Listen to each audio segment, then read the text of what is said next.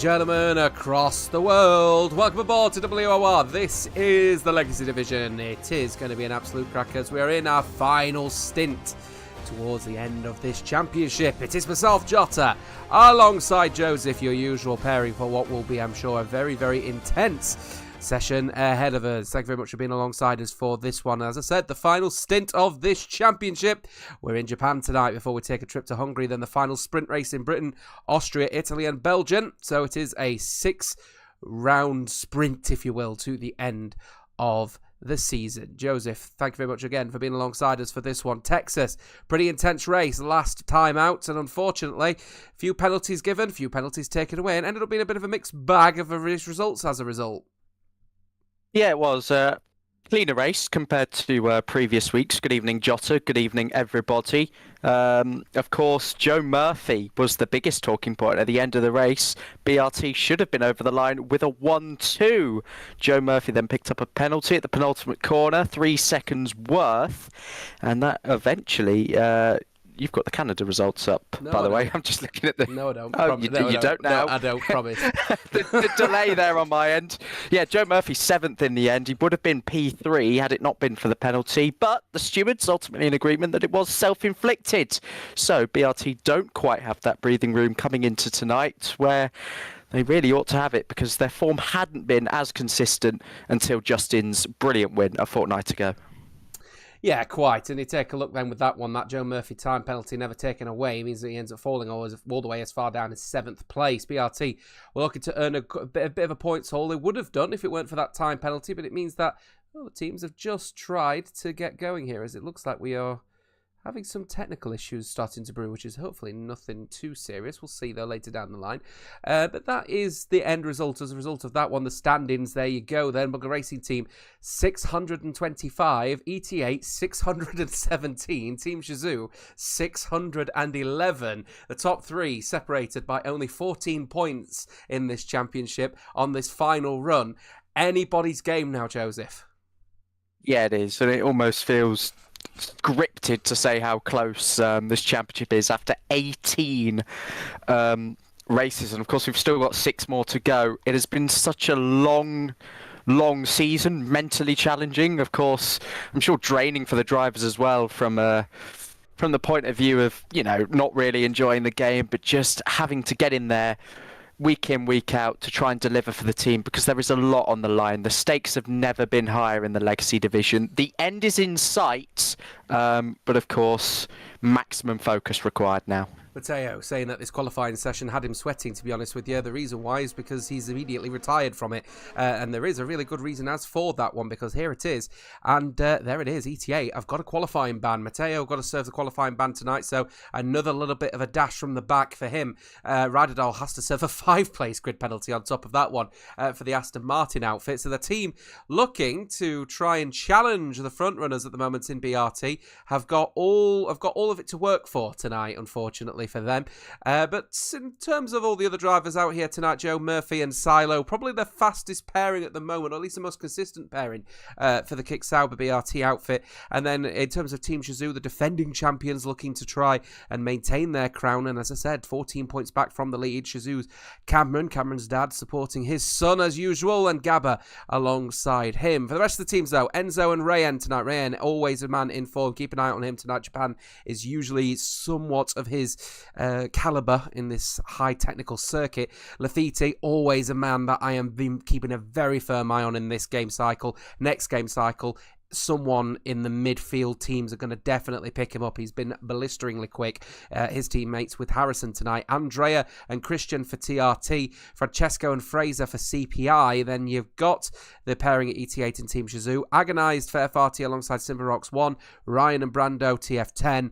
There's the BRT pairing as mentioned earlier. And then Quartz and Kiki for GT10. So we should be in for a blinder, as I said then. Joseph, very high technical circuit this one, isn't it? So question is who sort of are the main beneficiaries of being at a circuit like this one, especially starting to get overcast as well? Yeah, so it's a real qualifying circuit, this one. So, of course, you're looking at ET8's situation and going, well, hang on a minute. Mateo's qualifying band, his teammate Ryderdale has a 5-place grid penalty. They will struggle to get up the field if this stays as a relatively dry, particularly unchaotic race. So, yeah, you've got to look at this and say it's going to play into BRT's hands as the championship leaders with ET8 only 8 points behind them. They've got to do the bare minimum tonight and score some really, really big points. So, yeah, if they set up that car as required, they should be in for extending that championship lead, you'd hope. Well, none of the drivers out there at the moment are going to be setting any representative lap times, unlike this man, Quartz. He is out on a set of soft tyres at the moment. His rest of the drivers are either on intermediates or wet tyres in the bone-dry circuit that is the Suzuka figure of 8 circuit here in Japan. I'm keeping a firm eye then, as I said, here tonight on the ET8 pairing, because of course they are both got to serve some kind of qualifying deficiency, one of them not qualifying at all, the other a 5-place grid penalty. Lafiti is a man I'm going to be keeping an eye on tonight, but I'm also going to be keeping an eye an eye out as well on TTM through Rayen as well, because Rayen is a blisteringly quick driver at technical circuits, so this one should be a fairly strong one for him. We're still on board with Quartz at the moment, actually just heading down the back straight. He'll be setting the first quote-unquote representative lap time, of course, as I said, on the soft tyre versus everyone else who, of course, is setting lap times on either a wet or an ex-wet. Simbarox 1 coming across the line, Silo beating him, but again, non-representative, as then here he comes around the final corner. GT10 will be happy to hear that there, man. Currently at the top of the standings, 28-1. Yeah, running out of ERS towards the end of the lap. Perhaps just needs to tinker with the management as the session goes on, as his teammate Kiki there beats him by just over a 1/10.5. And I do like to look at the ERS, yourself less so, but he did have more coming across the line. So again, one thing for Quartz there, might just need to save a little bit more for that downhill dash to the line. You accelerate really quickly, and less electrical energy is not going to do him an awful lot of favours there.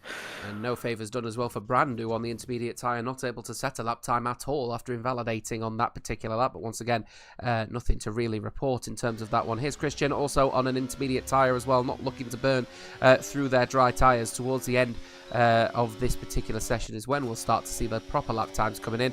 And again, another 31.1 well off the pace on the wrong tyre. Brandu looking to try and set some kind of lap, but he's on a slow lap and an in lap now. So we still have another 9 drivers to set a lap time. Obviously, Matteo not taking part in this qualifying session once again. Both him and Ryderdal serving a qualifying deficiency, with Ryderdal serving a 5-place grid penalty at the end of wherever he qualifies. That's critical, isn't it, actually, if we think about it, Joseph? Because a team, as we go back over to the standings, in such close proximity with the top of the standings on 625, the last thing you need is to have a team serving some pretty hefty qualifying deficiencies, one a ban, the other a 5-place grid penalty. What have ET8 got to do to try and hinder the damage for this particular race? Of course, Ryderdal will be focusing on qualifying performance initially to try and minimise his punishment. The highest he can start today is 6th, so still within touching distance of the front runners. But of course, Matteo, he from the back of the grid. I mean, go long, pit early, either viable options. But there'll be a lot of drivers further back who recognise as well, I think, the title implications and might not want to get involved too much. Maybe just let drivers know that he's there and just make slow but steady progress throughout the field, and still could come away with a pretty nice result. Ah, there we go. We've got people opening up the chat saying that they are starting to experience fried PC final. Well, yes, my dear friends, please do me a favour and start donating towards a Patreon for me so then I can have a proper computer. But in the meantime, this is what you're going to get. And actually, on my screen, it doesn't look to be too bad. So just let me know if you are experiencing issues and I'll be glad to ignore them. Here comes then ETA Agonised. He's leaving the pit lane, fresh set of soft tyres. And this is not an ETA man, this is the FRT individual, of course, deciding, unlike also me, not able to change his game attack as well. He's struggling to define himself as an FRT driver at the moment, but the Williams badge does show him that as that, and he's heading just through the couple of right-handers before going underneath the bridge. So, critical thing there when it comes to the race, you've got to think about the strategy, and critically, the soft tyre, not the best tyre to be on, especially in that first sector. They get shredded through there, don't they, going up the hill? Yeah, it does. Of course, all that load that you're putting through them flat out through the majority of the corners. When you get to the Degners as well, the first Degner is really now just a flat out right hand kink, not what it used to be, a couple downshifts and maybe a little bit of mechanical downforce required rather than just the pure grip of the Pirelli tyres that we have now. So yeah, the softs will be avoided at large in the race, and of course just nursing the mediums and hards into their temperature window and making them go a nice distance will be the key in this race. Here goes Agonize then, starting a lap of the famous Suzuka International Racing Course, one of my all-time favourite circuits by a mile. Down then towards turn 1. This is a nice bowl-shaped corner, slightly banked by a couple of degrees, but you've really got to ride that inside curb as much as you can. It's flat through the first part and then you downshift a couple through the second part. The S's just feed the wheels slightly, let the car do the work, and then up the hill through the left-hander, trying not to lose the car as you're really running at the edges of what the tyres deem possible. He's invalid at the exit of Degner 1.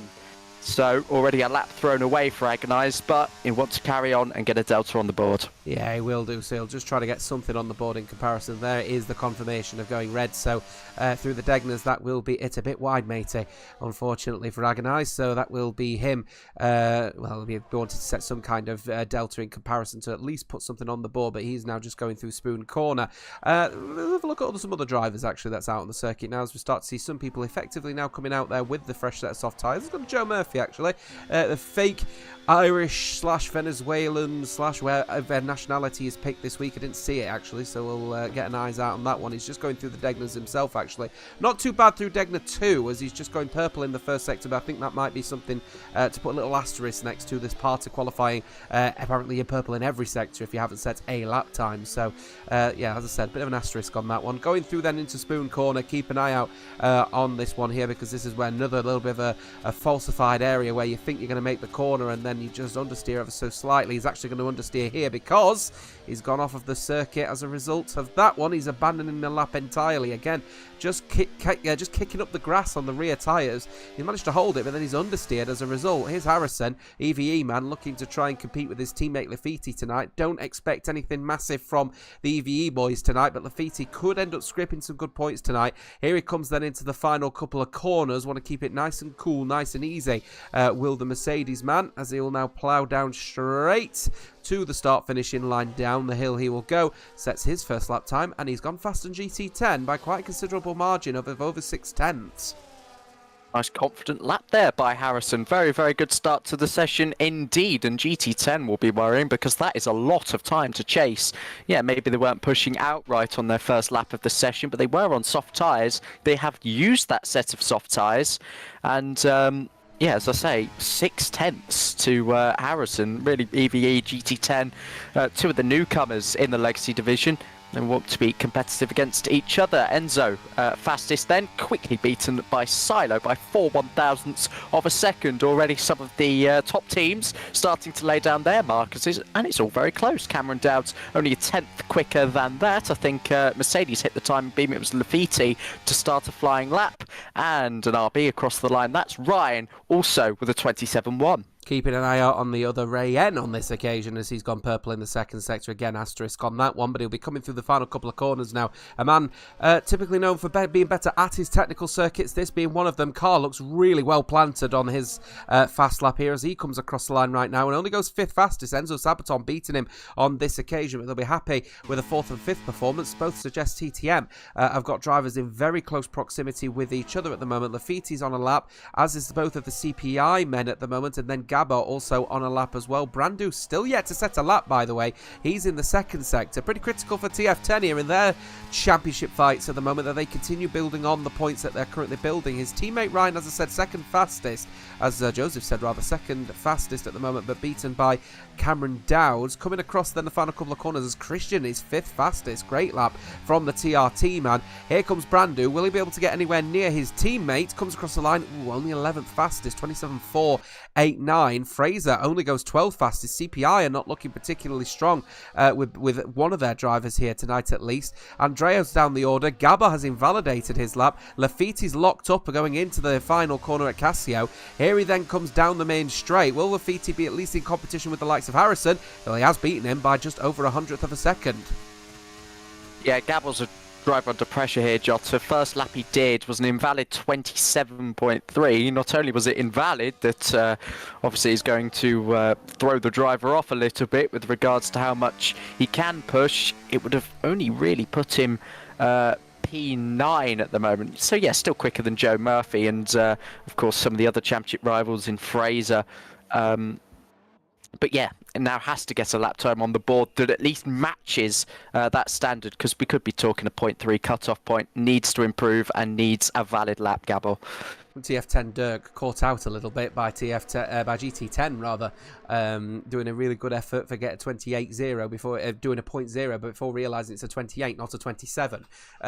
So unfortunately for them, Kiki's the only person getting through to Q2 as it stands, with Quartz will be knocked out alongside agonised Andrea Matteo, of course, who is not serving any time in qualifying. He's been banned, and Gabba hasn't set a lap time at the moment either. What a shock that would be if Gabba can't set a lap time. Shazoo are going to be in a real pickle here in their championship hopes. And again, you got to remember, at one point this season, we thought that Shazoo may have been up and out of it, to be honest with you. Absolutely no way he'd have been able to get all over it. But in fairness to Team Shazoo, they've kept up the motions. They've managed to get just the one race win this season. But they've managed to build on that momentum, and now they've put themselves right back in the championship hunt. The last thing they need is for Gabba to be starting behind someone who's serving a qualifying ban. Yeah, it's been a really slow-moving season for Shazoo, but even saying that, the amount of second places that they got at the start of the season was simply incredible. It was a miracle they hadn't won a race, considering the gaps, excuse me, to the race winner at the time. But yeah, then they sort of hit a bit of a stumble in the mid part of the season, started to just lose ground, but then again the results picked up, everybody just sort of lost consistency, and Shazoo started to find theirs. So again, that pendulum swing, it's been the story of the season, but they can ill afford to have Gabor out in Q1, but it could also be a case of they have a driver at the front and a driver at the back. I mean, it could play strategically very nicely into their hands. Where would you believe 7 second places this season for Team Shazoo? 1/3 and 1 first. So and 2/3, and a first place. So, you know, second place is clearly their favourite spot. But if they end up finishing second place in the championship, then it's nothing really short of what they deserve, because that's all they seem to be getting at the moment, to be honest with you. They've had a couple of bad races, a couple of DNFs, a 16th and a 17th actually coming not too long ago at round number 15, which I believe was Las Vegas. So they need to sort of find a little bit of momentum now in these final 6 races. And to be fair, a great opportunity to do so when you're only 14 points behind the championship leaders, and even less than that, of course, behind second place. Harrison, we're on board with at the moment. He's a bit out of sync with everyone else. He decided he wants to give himself some extra time to try and secure himself a Q2 spot. Lafitti just behind is 100th faster. Sorry, just in front rather, is 100th faster. Oh, going around Spoon though. Never going to find comfort through there. And is he going to continue on, because the game has given him the freedom to complete this lap, but he did track extend, and I think if he does end up trying to secure this as he's backed off now, he's not going to continue on this occasion. He hasn't got a lot of time, actually. I don't think if he dives into the pit lane now, he's not going to have enough time to set another lap here, and he's out of sync, and he's got limited fuel, and he's got limited DRS, so he is coming into the pit lane, and skirting his way into the pit lane, and that is it for Harrison, isn't it? Yeah, that's him done. I mean, engineer would have been screaming there, just abort the lap. If you were going to improve, don't give us an unnecessary penalty. We'd rather be out potentially in Q1 this session than face a consequence for next week. That is just not worth it. All out laps then at the moment. The first car around will be one of the 2 Hasses. They started the soft runs in this session. They'll also start the final runs of this Q1 session. Kiki first, then Quartz. It was the other way around last time. Maybe orchestrated like we see some of the teams doing in real life, but of course the drivers, they don't want slipstream, they can't have slipstream because of the ghosting system. They won't be tripping over each other. It's both cars for themselves, and this is really big now for GT10. Significant improvements in the last few weeks. Top 5 finishes, top 4 finishes, 3 top 10 well, my bad, scrap that, 4 top 10 finishes in their last 4 races. This is not where we really expect them to be, but they have tended to come alive in the race though.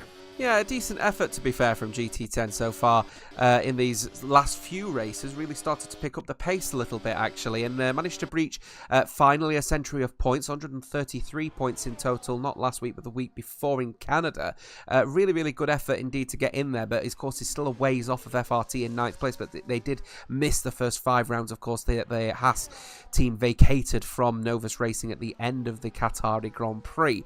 GT10's Kiki then looking to keep up a little bit of momentum at the moment. They will be knocked out as it stands as well. Francesco Largo, I'm going to be perfectly honest with you, Joseph. I think he's at risk here. The 27.293 is a bit of a risky call to say, you know what, I think I'm safe, considering that the top 15 could end up finding a 10th or 2 as the conditions on the circuit are starting to improve. There is a little bit of sunlight breaching through at Spoon, which will be definitely warming up the circuit, especially in that second sector. And looking at Kiki, he's actually found a 10th and a half in the second sector alone here. So this track is getting faster. Quartz is over 4 tenths up as well. Let's focus on the Haas cars first. 27.3 we said might be the cutoff. Are they going to get anywhere near that? No. Kiki's out of qualifying.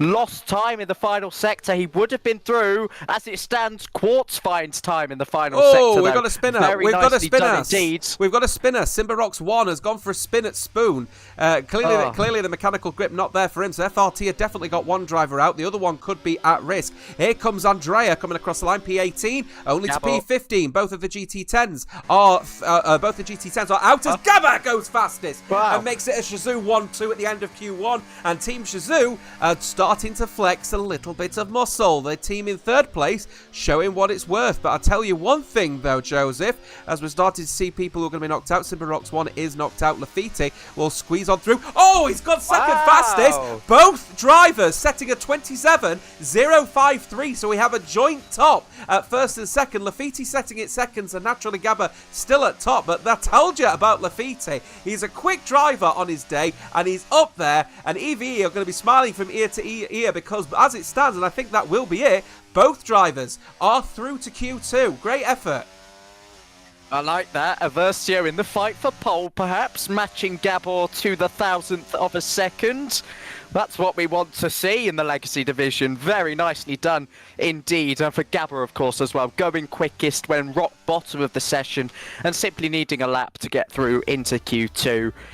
He doesn't want to lose any momentum in Q2 and Q3, does he? Went all out there just to set the quickest lap of the session. 4 thousandths covering the top 3 drivers there. We lose in Q1, Andrea by over 1.5 tenths. Quartz, Stimbo, who spun at Spoon curb on the final lap. Kiki, who couldn't quite string together that final sector, but he wouldn't have been through anyway. And Matteo, who was qualifying banned. Can't believe that. That's exactly half a tenth separating the top 4 at the moment, which just goes to show the real intensity that's happening out there at the moment. A review of the standings before we go through into Q2, though. You've got to look at that one again. A testament to how close it is in the championship is exactly replicated as in this particular qualifying session. As I said, 14 points separating the top 3. 88 Esports, 617 splitting Team Shazoo and Bunga Racing Team.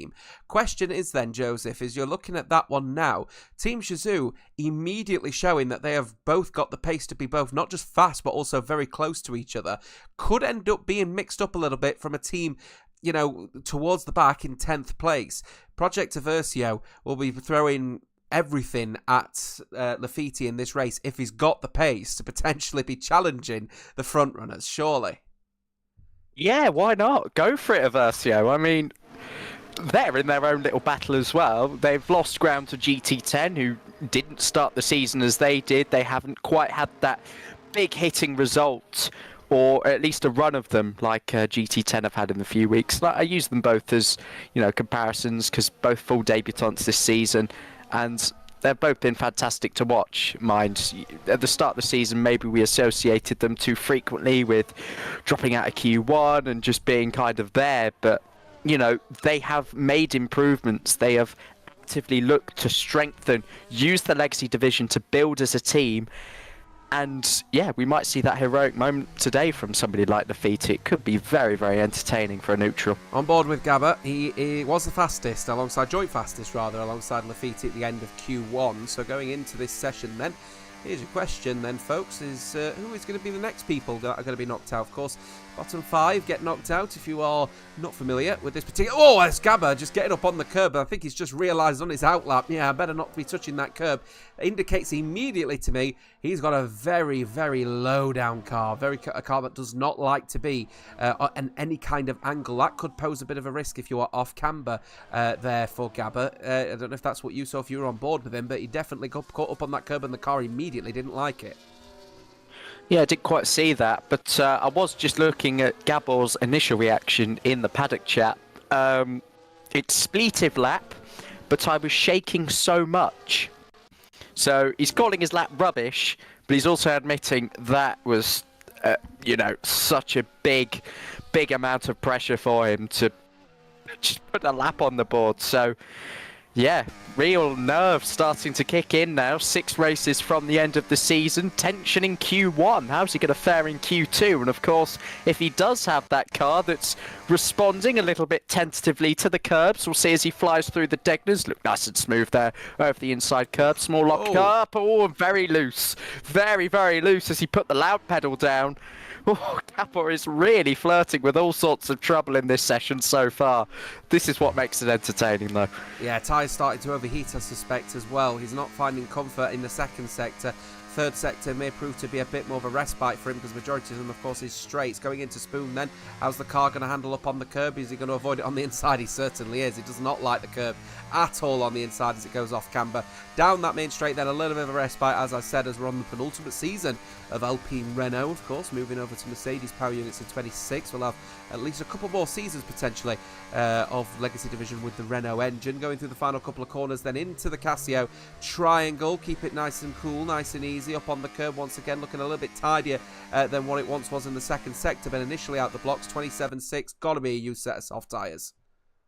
Yeah, we'll play the used tyre card just for now. Enzo, similar sort of pace. Lafitte as well. Ryan, all quite a way off what they were doing in Q1. So, yeah, evidently used tyres on all of the cars here. I think that'd be daft to throw a fresh set so soon in the session. Brando crosses the line, goes second.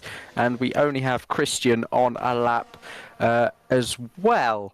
So, yeah, nothing really to shout about, gloat about for any of the teams. Just putting in a performance run to see what they can do, A, on the used tyres, and B, give themselves a delta. Francesco Largo diving into the pit lane actually on that particular lap, not willing to continue with it, so obviously not happy with the car in some respect. Then it comes and crosses the line. Will Christian? No, he won't. He'll also dive into the pit lane as well. So you set soft tyres for both of the drivers. Not comfortable out they will go. So 6 drivers yet to set a lap time. 2 of them, the BRT boys, both of them electing not to go out on that first run, but now they are leaving and having a little bit of clean track time at the moment with barely anybody on the circuit doing any kind of laps. I would expect that surely the front 9 are going to be diving into the pit lane imminently, which is going to leave Joe Murphy with a bit of clean air. As I said, his teammate Silo just going around the top of the hill at the moment himself. So, question on... Well, here's a question for you then, Joseph. BRT a little bit out of sync with everyone else, wants that clean run. Doesn't want to be distracted here because I think they know that they're going to be under pressure from Shizou. Yeah, absolutely.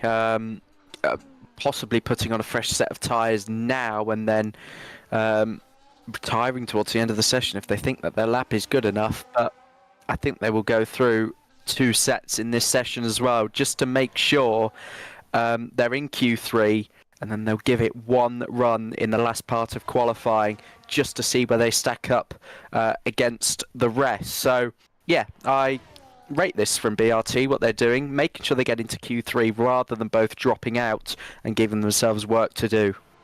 Yeah, the thing is as well is that they ended up facing a challenge as well throughout esports last week as well. BRT started finding a little bit of form out there at the moment, BRT, and they've had a lot of time to start doing it as a team, really now finding exactly finally exactly finding what they needed in order to sort of get out there and make sure that they are going to be winning a championship, and this one certainly is knocking on their door. Keeping an eye out then through turn 2, not looking comfortable, Joe Murphy, and then missing his apex after locking up. We'll see then as he goes through the set of S's. Looks like a used set of soft tyres again, I would suspect, for him and for Silo. Got a little bit of time after that, but they'll be leaving the pit lane fairly quickly, I would suspect, with the BRT boys on a fresh set of soft tyres at the end of this one. Going through the Degner one then, not too bad. Then going a little bit wide, matey. We're going to be some pressure for Joe Murphy now, because he's going to dive into the pit lane and he's surely going to have to use a fresh set of tyres. Here's Silo. He's going through Degner 2, and not too bad for him, as he's just been a bit more conservative with track limits, unlike his teammate.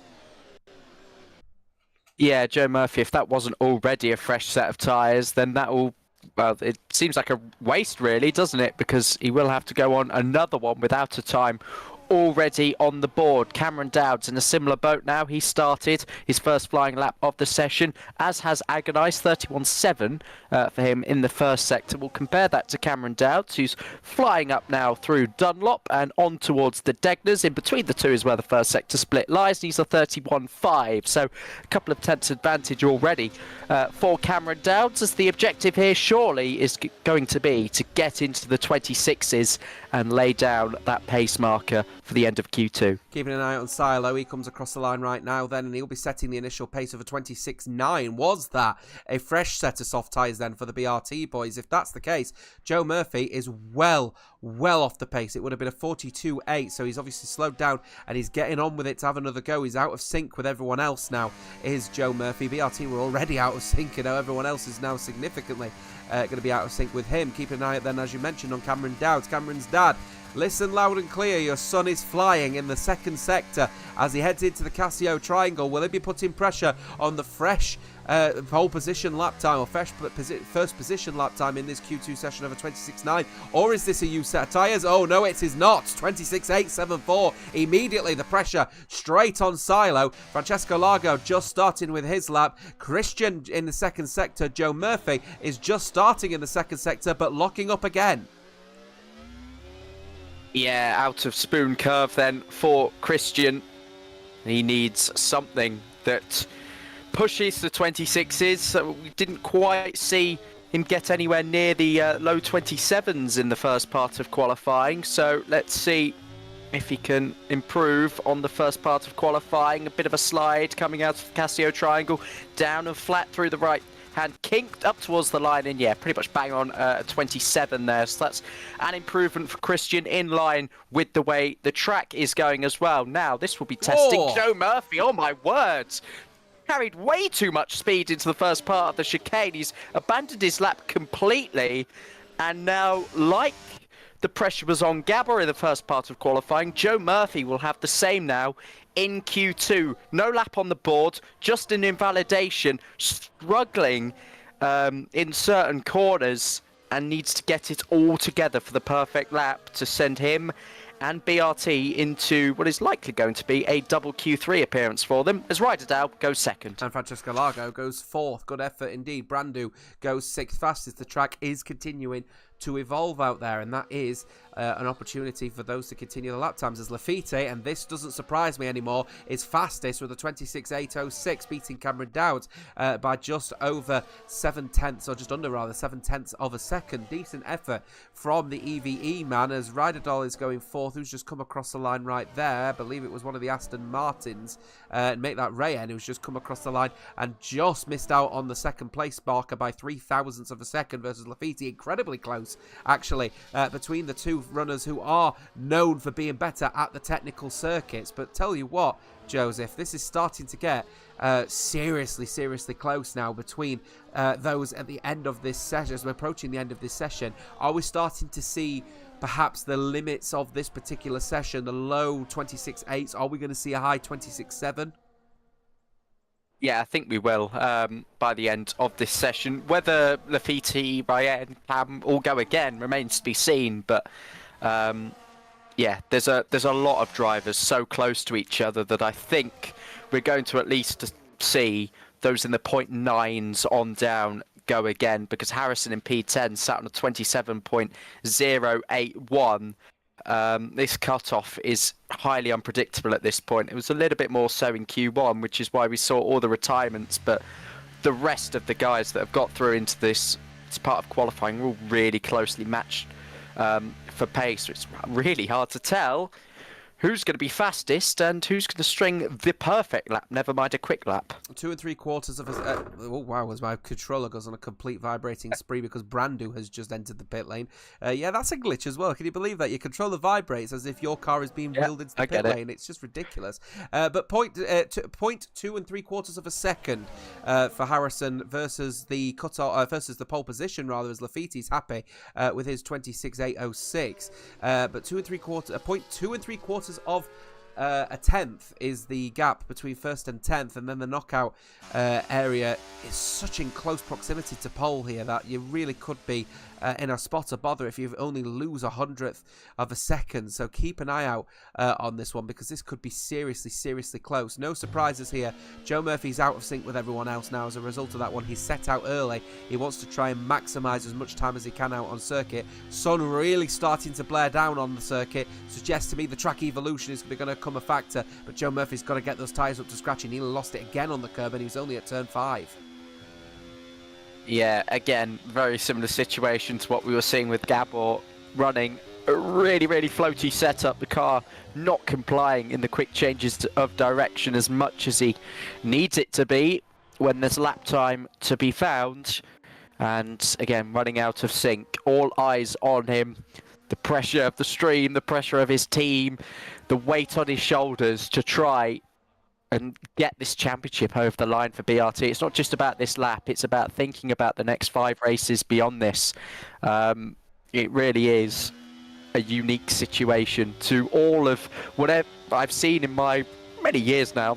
Feeling old, I'm not that old, but time in F1 league racing and sim racing. So yeah, big lap needed now for Joe Murphy. Yeah, big lap indeed here, as we're just going on board with the green machine, the bruised lime that is the Kick Sauber vehicle, coming now down towards turn number 1. DRS is open, and then here he goes. This is a critical lap now for Joe Murphy. He knows it. He's going out of sync with everyone else. As a result, he knows that the track evolution is not going to be at its best, but he would rather have that little bit of extra time.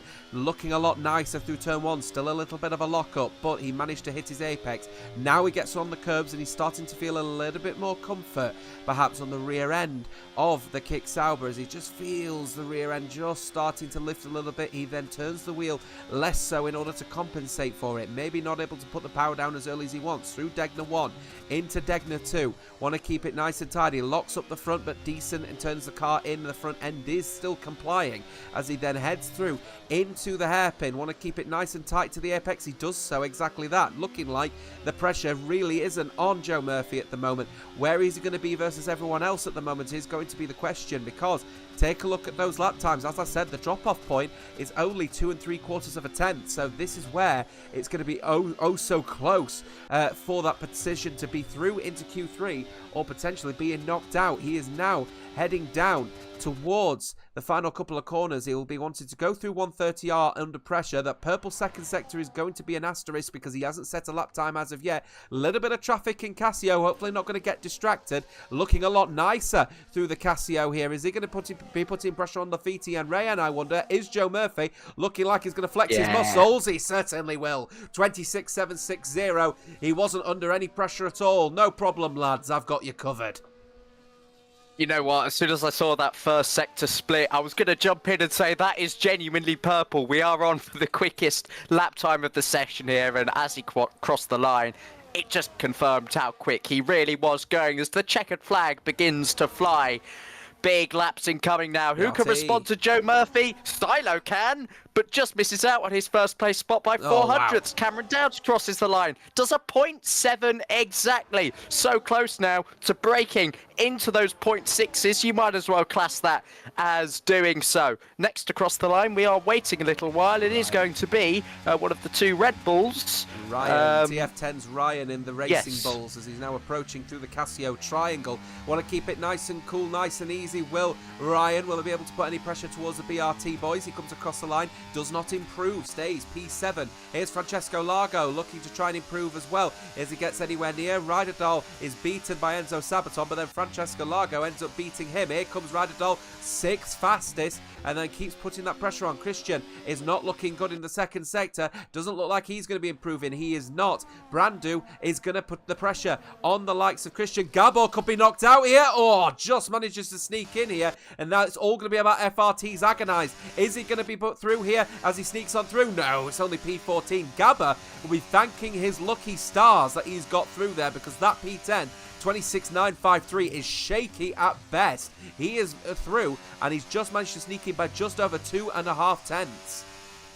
He's not making it easy for himself, is he, Gabor? Oh my word, again, flirting with exit from the session on this occasion. Brilliant response from Cameron Dowds to reclaim his top spot in the session, though Lafiti and Ryan did in fact retire from that session, so who knows what they could have done. They are still very much in the hunt. They didn't get a last time on the board in the session, and they also have an extra set of soft compound tyres to use. So it's advantage to those two in Q3. Cameron Dowd tops the session, as Shizou did in Q1, now Q2 as well. Odds-on favourite for pole, but I still think we should watch out for Lafiti and Ryan. Yeah, 64 thousandths of a second separating first from third in that particular session as well. Again, holding into that sort of roundabout half a tenth between the top three, as you keep an eye out on the midfield as well. Lafiti and Rayan are going to be up there. Remember, they set their 26.8 with about 5 or 6 minutes to go, and the track evolved quite significantly in that time. So they are, I think, definitely the top 5 are probably going to be the ones you're going to be keeping an eye out on pole for. They are the people that got knocked out. Christian from Brandu, Harrison, Agonize, and of course Fraser all out as well. CPI Fraser losing a driver as well in shocking circumstances. Last thing CPI need. Quick reminder of what happened last week though. A BRT immediately carrying over the effort that they did. Joe Murphy and Justin really piled on the pressure at the front. Joe Murphy getting that 3-second time penalty at the end of the race though, as a result of track extensions, and it was his fault. Well, we did re-watch it, to be fair, Joseph. He has to take the slight responsibility of driving off of the circuit in that circumstance, as unfortunately it would have been I believe a 1-3 if I wasn't mistaken in that circumstance, and that would have been a bigger points haul for BRT than the 1-7 that they got in the end, but still a decent points haul. Team Shizou 4th and 6th. ETA only managed to get Sergio up to P3. Epic Fail well down the order in P12, and that is what's opened this championship wide open once again. Yeah, Epic Fail absolutely nowhere in the end. Also a 5-second time penalty for that lap 1 incident, I do believe, that saw Moba go out of the race. Goodness, that was 2 weeks ago now. Hard to believe. So yeah, he was nowhere. Recovered to 12th on track, 12th with the penalty as well. Ryan, a good race, was with the 2 BRT drivers right until the checkered flag, keeping their ambitions of finishing 5th in this championship, potentially 4th, potentially in the top 3 if they string together a pretty miraculous run of results. But yeah, overall, it was a really, really fun race. Well, TF10 are trying to close down the gap on the likes of TTM at the moment, but TTM are in their own little no man's land at the moment, aren't they? It's not too far away from the front 4 to be putting in some kind of title challenge, but the people below them are a little bit of a distance away. That falling any further in the championship is not of a low risk, but definitely not of a high risk at the moment. Got on board with Cameron Dowds, who falls out of sync with everyone else immediately and wants to get on with it at the moment. Is it just me, or is the hazy conditions of the Japanese circuit starting to get a little bit more prominent out there? As the overcast, we've still got a sunshine out going through Degner too, but the definitely very hazy out there with the overcast conditions.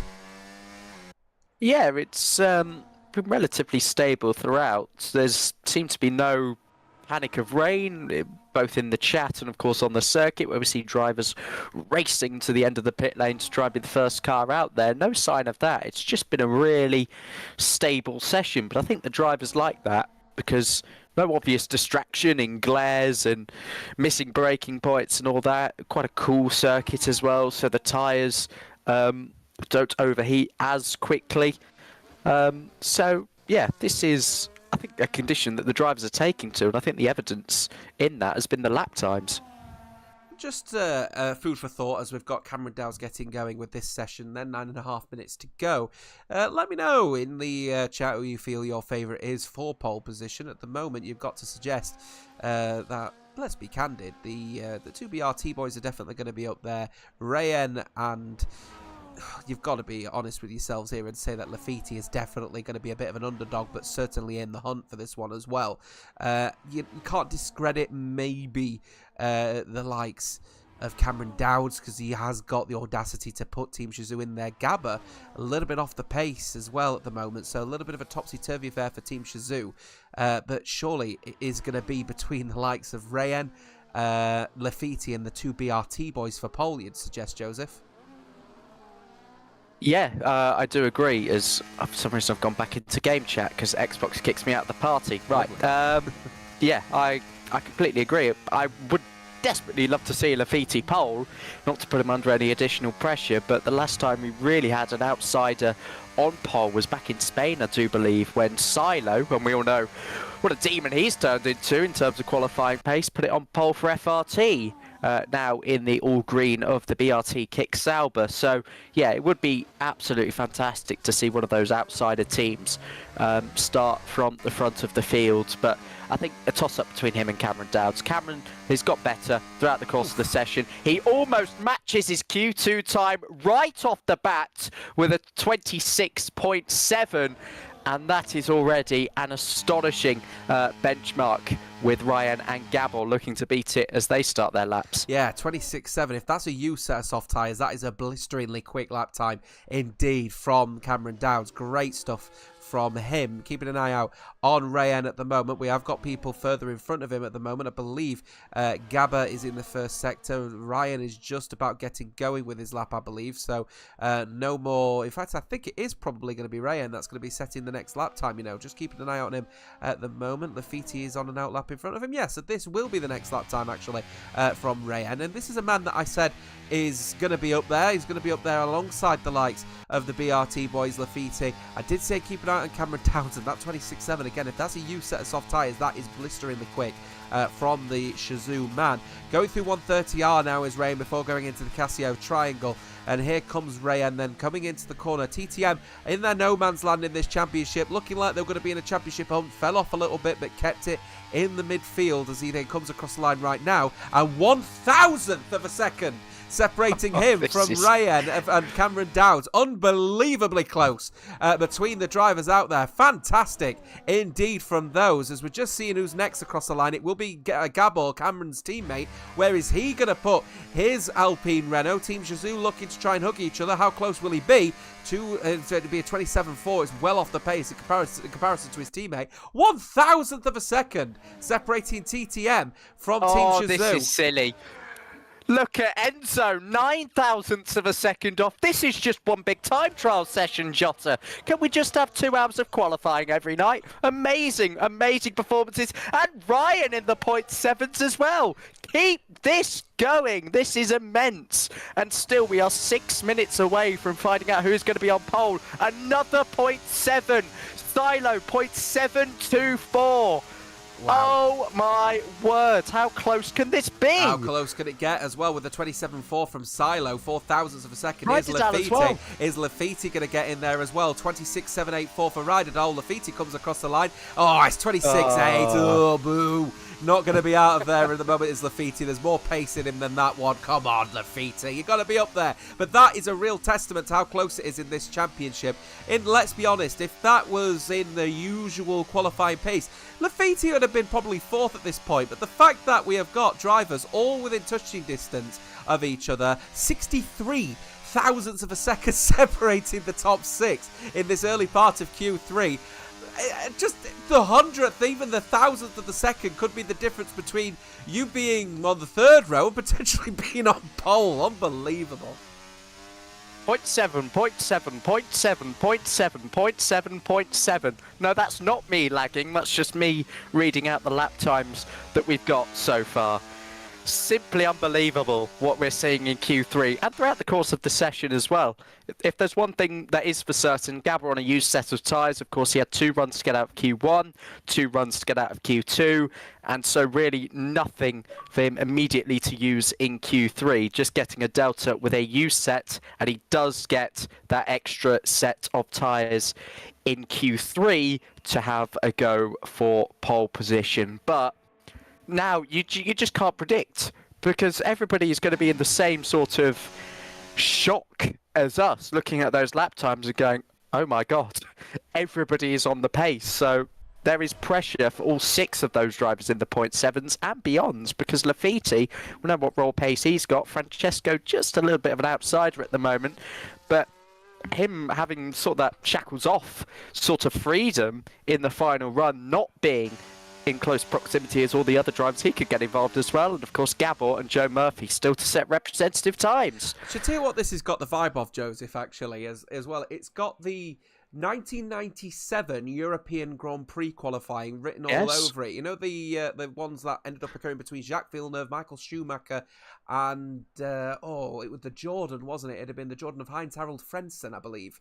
All in real close proximity, so close, in fact, that all 3 of them set exactly the same pole position lap time. It's got that kind of vibe about it at the moment between these drivers. We've got 3 and a bit minutes to go. The drivers will be lucky to get out there. Now, Joe Murphy did quite well in Q2 when he left himself out a little bit of extra time and just got on with it out of sync with everyone else. So surely we're going to be expecting the Kick Sauber to leave imminently. He's the only driver yet to set a lap time. Knowing him, he'll be setting a 26.7, but we should be heading into the 26.6s. There we go. So Joe Murphy now leaving the pit lane to get on with this now. The question is where is he going to be in versus everyone else? Now, the sun has come in a little bit over the track, so track evolution will not be as strong, but certainly will continue to evolve the more that people are doing it. But he leaves the pit lane right now, does the Kick Sauber, as does Silo. BRT are setting their drivers out early.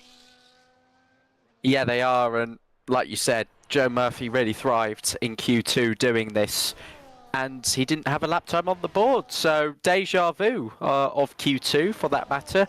Gabor chasing lap time again, bit of deja vu of Q1, just needed to get something on the board and he went quickest. So again, the 2 drivers that have been the best under pressure so far are 9th and 10th, so this could be a spectacular ending to this session. Cameron Dowd, your provisional pole sitter by 1/1000th of a setter, is out on track at the moment. Joe Murphy will be first. We'll keep close eyes on him. All the other drivers will very quickly follow. What is a very weird sight of Max Verstappen's helmet carrying in the Kick Sauber at the moment, going through Spoon Corner to get on with this one. Joe Murphy is out of sync with everyone else, but he has taken a little bit of a later approach on this one here. He will not be able to dive into the pit lane if he messes this one up here. So this is a do or die attempt here, because he's going to be coming across the line with less than 1 minute 26 seconds to go. So this is literally his one and only attempt now for the BRT team, looking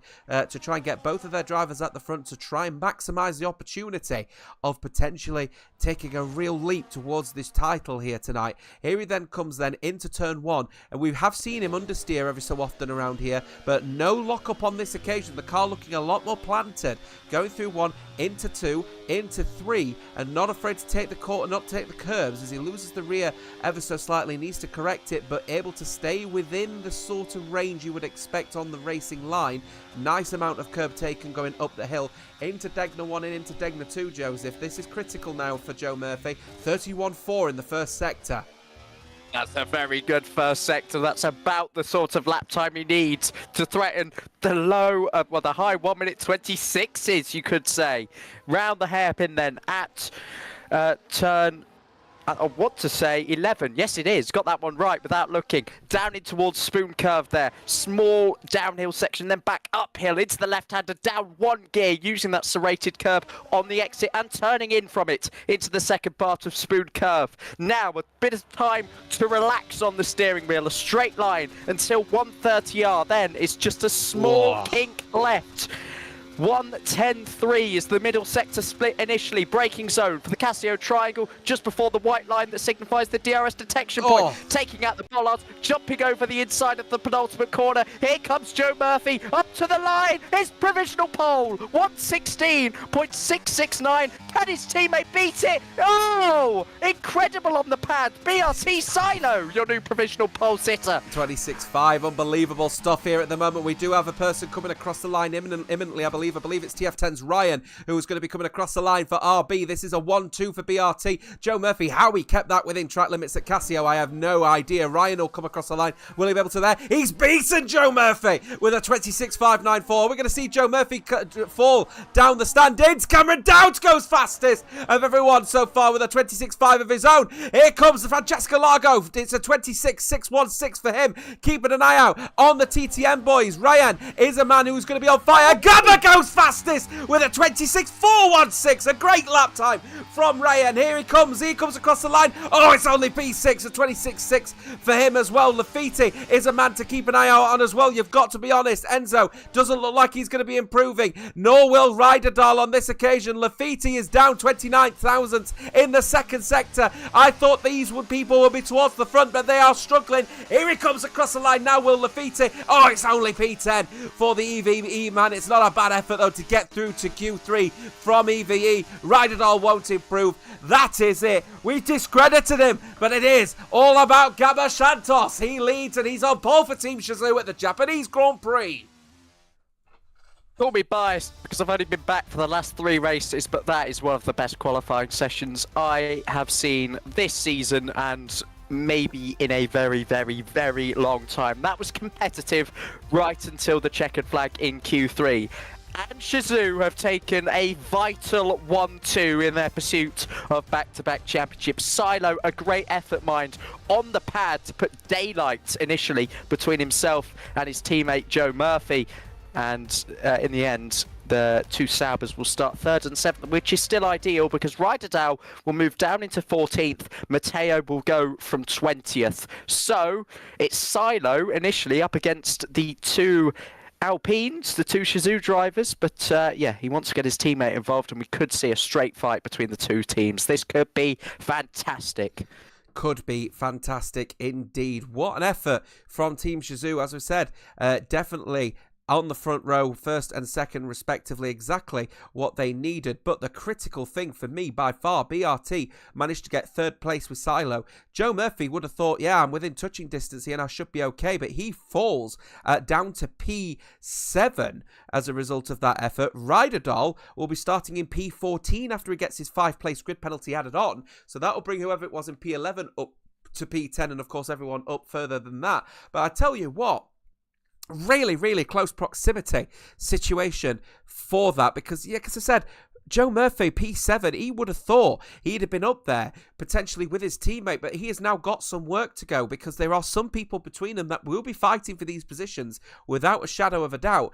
This is going to make for a very interesting Japanese Grand Prix ahead of us. The lobby will be restarted. We're going to get the ghosting turned off so everyone can get into the collision for what will be, no doubt, a manic Japanese Grand Prix ahead of us. Don't go away. We'll be back in just a few short moments.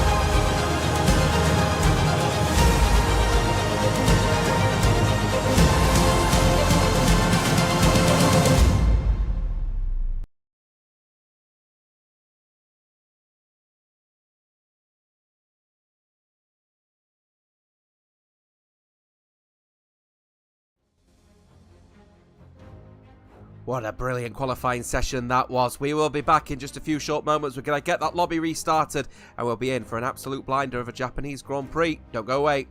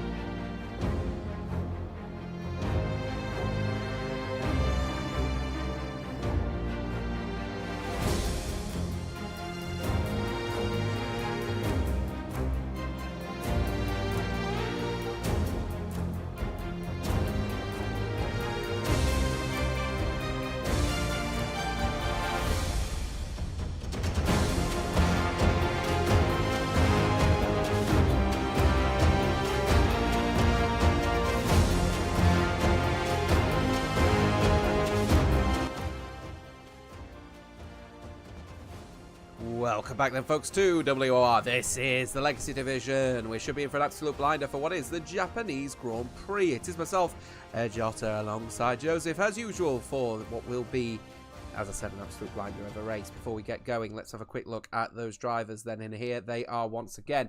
We'll obviously take a look at the grid as we get into the lobby, but one thing is for note is that Matteo is starting at the back. He serves a qualifying ban tonight for ETA. Ryderdal qualified 9th. He will now start in 14th place with a 5-place grid penalty for the team looking to close down the gap on the top runners in this championship.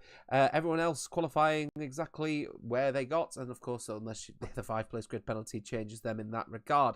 Keep an eye out on the stand-ins. There you have it. 6:25, 6:17 and 6:11 separating the front three. 14 points in this championship hunt. 8 points separating ET8 from Bunker Racing. ET8 are, let's be honest, Joseph, in a little bit of a damage limitation mode at the moment, aren't they? Yeah, indeed they are, and it's a tough track to overtake on. We've established that already today. They've just got to be patient, work their way through the field. As a duo, if they can, I anticipate Matteo will jump a few positions at the start. He'll step back a bit and maybe weave his way through some potential chaos, and then he'll be right up there with his teammate Ryderdal already, and they can really limit the damage as a team rather than individuals. Taking a look at the championship, as we said, towards the midfield, Top Tier Motorsport and 485, not really challenging the front four, but not going to be in any sort of position to worry too aggressively about those at the back. So I think they're sort of settling in a little bit of a no man's land. CPI also in a little bit of a no man's land, but could potentially creep up on P3 if Shazoo do end up faltering. But at the moment, not faltering at all. It's a 1-2 for them in this race, in what is a little bit of a shock one. We'd have thought Cameron had been up there, but Gabba, one who just managed to sneak through into Q3, ended up coming out of the blocks with an absolute blinder of a 26.4, and that gets him pole position tonight. Yeah, Gabor as well. We mustn't forget he's been competing really well in PC Tier 2 as well. I think it was P5 last night. And to come back a day later to console, like nothing changes. Yeah, it's an incredible feat of a driver there. And yeah, I think he's the favourite for tonight's race from the front and with his teammate and immediate support. Yes, indeed. We're going to go on board then and go live, actually, as we're just about to get going with the event. Let's be honest then. We're going to be looking forward to what I think will be a bit of a manic first couple of laps, because it is a little bit of a mixed bag. All the drivers are in such close proximity with each other, Joseph. What should we expect on the first couple of laps? I think a real war for track position, especially in the midfield. A couple of drivers such as Joe Murphy maybe just wanting to edge a couple of positions ahead, just to take the two versus two fight really to Shazoo. So yeah, if it means drivers are going to hang it around the outside in difficult places, it might mean so. Maybe sacrifice a few early warnings to push a bit of time at the Degners and hold on to DRS. There's all sorts of little tricks you can pull out here in Suzuka. And by the way, we were talking about overcast qualifying. The skies are absolutely picture-perfect blue, so throw in some higher temperatures, I think, on the track to go with it. Yeah, real nice view if you're in the Ferris wheel on the right-hand side of the circuit, just going down the main straight, because it is absolutely beautiful out there with what seems to be just a slightly haze in the sky. We are in for a dry race tonight, and that gives us an opportunity to go about strategy. Soft tyres are not the tyre of choice around here. It is a very aggressive circuit when it comes to the technicality, especially of that of the first sector. So medium hards are going to be the way to go. Could be, I think the main strategy is probably going to be medium hard, alternate hard to medium. But you could see that the people are electing to pick the hard medium strategy as the main strategy, main way forward, because the track evolution around here, because of the technicality of it, is actually pretty strong. Very quickly, Joseph, favourite for the race win tonight, got to be surely Team Shazoo, as they are now going to dictate the race pace if they get that race start perfect. Yeah, I think it'll be one of the two Team Shazoo drivers. I think Cameron, once he's in his flow, and if he has the opportunity to lead the race tonight, which I'm sure he will, even after a couple of laps when the DRS is enabled, he will complement Gabor as much as Gabor will complement Cameron. It's an incredible duo. So I'm going to go for Cameron, and he gets a bit of a lead at the end of the race. So not under too much pressure. That's my prediction. Should be an absolute blinder for sure. I think that Gabba's race pace he's more known for his race pace than he is qualifying. So to get pole position for him here is a really good opportunity for him to potentially just get a little bit of a personal victory in this one. But of course, being a team's championship, Team Shizou could really do with the efforts of Cameron Dowds and Gabba. I'm going to say Gabba takes this win tonight purely because his race pace is up there. But I wouldn't ever discredit the likes, of potentially Ryder Dahl, because he's usually pretty good in race pace and race spec around here. I'm not also going to discredit Lafiti, not necessarily for the win, but potentially being towards the front, maybe a top 6 finish for him tonight. But it is all going to be about that race start. We are mere moments away from this race beginning, and here it is, because it's 1, it's 2, it's 3, it's 4, and it's 5 lights. It's 5 lights, and they are a...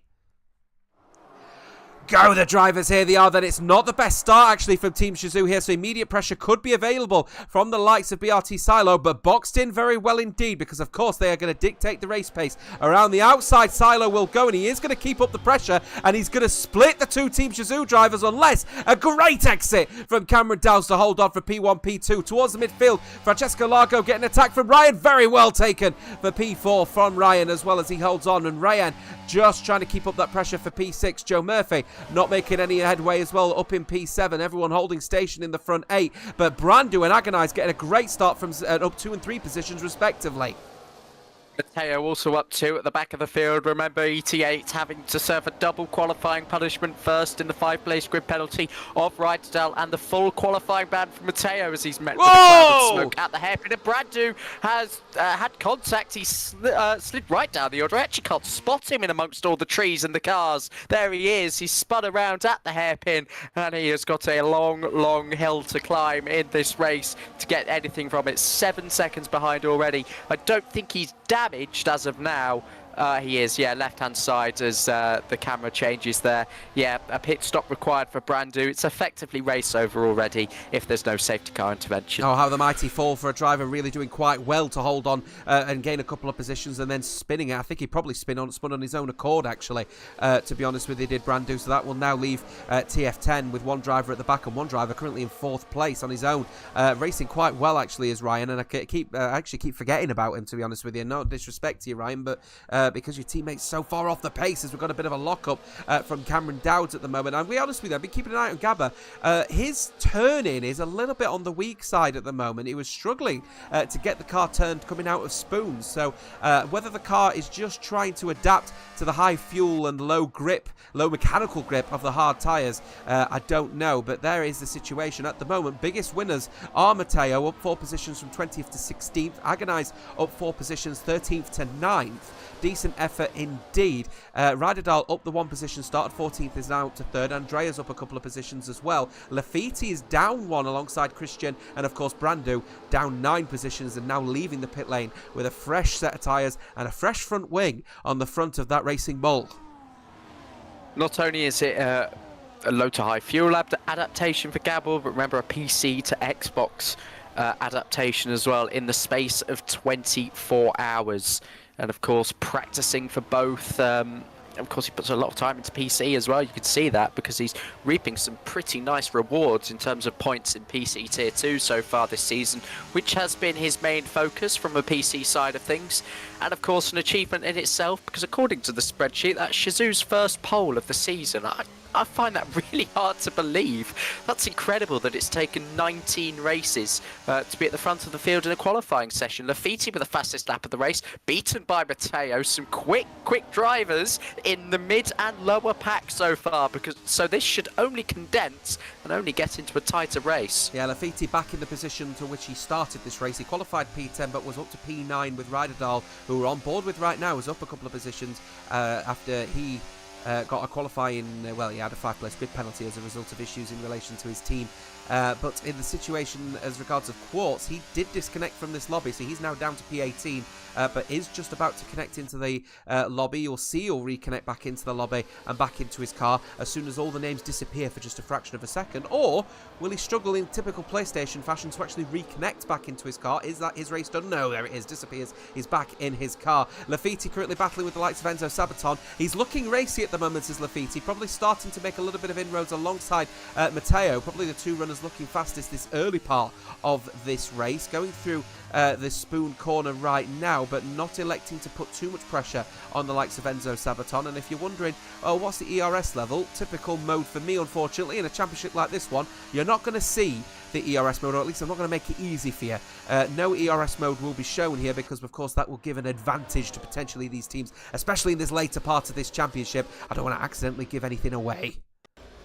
Yeah, I will tend to comment on it from a strategic point of view, but yeah, again, I'm trying not to give anything away too much. That's just the way I've always gone about in terms of when I've lead commentated in the past. But yeah, no, I do like the secrecy, and it has been a nice part of the viewing experience, I think, for me when I've been watching in the first 15 or so races this season. Issue for Andrea, he's just nudged into the back of Fraser, and again, I am sensing some potential desync towards the back of the field, because that just did not seem like anything natural was going on with that car at all. If it gets any worse, of course, there might be need for intervention, but I don't think it's too bad at this stage and not affecting enough of the drivers. Unsurprisingly, a fastest lap for Brando as he attempts to just get back and put in some quick laps while he can in clean air.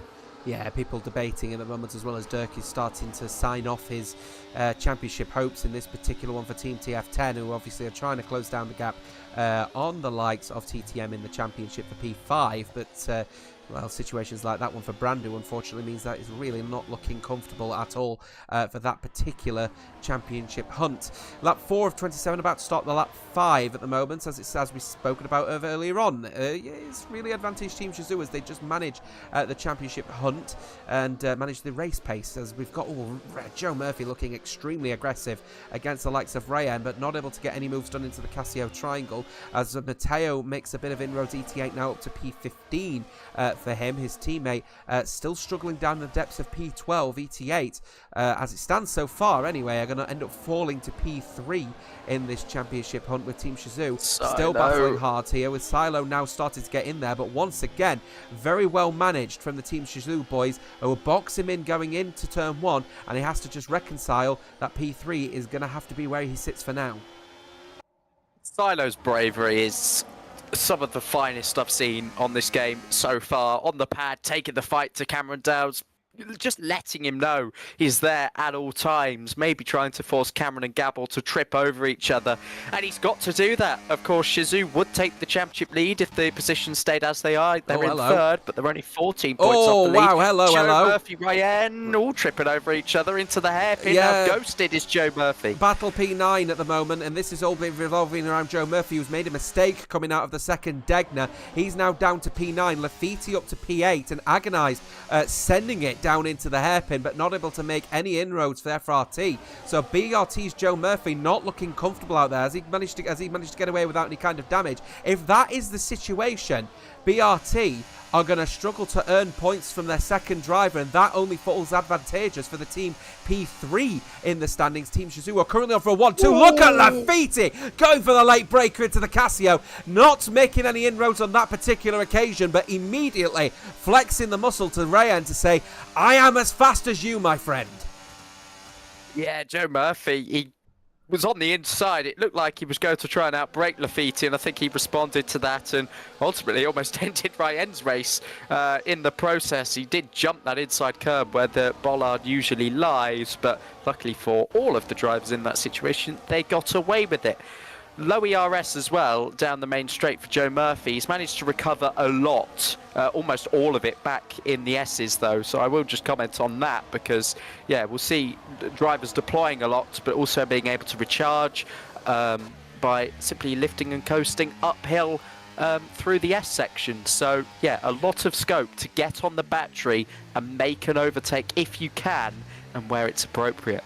looking very strong at the moment is Lafitte as he continues on that battle. And remember, trying to defend from BRT's Joe Murphy. Joe Murphy making the mistake at Degner 2 is pretty critical here, because that is a drop of points for BRT, and that will invite Team Shizou to close down the championship hunt. Remember, the gap is 24 points, and though Silo is in there, and I don't expect that the Team Shizou will lift themselves to P1 as a result of that one. They will be keeping an eye on it, as it looks like to me Joe Murphy just wants to get that done and get himself back up to P8. Lafitte not putting too much pressure on the BRT man, as it looks like Christian just getting into the wing mirrors of Agonize, but Agonize not shaken or stirred.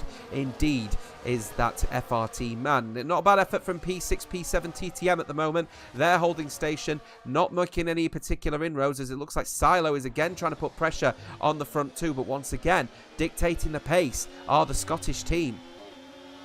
Yeah, nicely done by Shizou so far. Again, just Cameron opening up the gap so he doesn't have to make a move on Gabor, and of course it stops Silo from making a move on him as well. But sometimes it's just not that easy at Suzuka. You run yourself a little bit too slowly out of any corner. It is just there for the taking, to take the position. In the case of Silo, he is ready to pounce at any opportunity. A really fascinating race we've got on our hands here.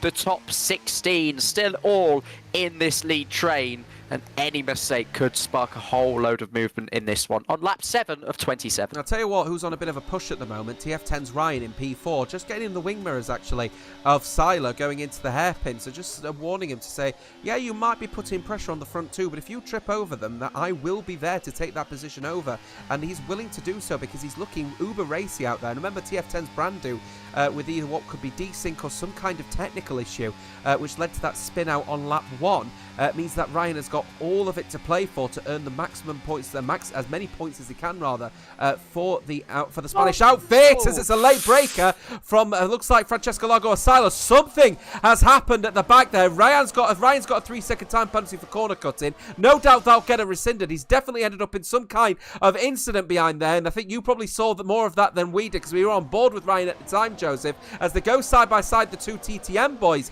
for 6th and 7th. What happened there?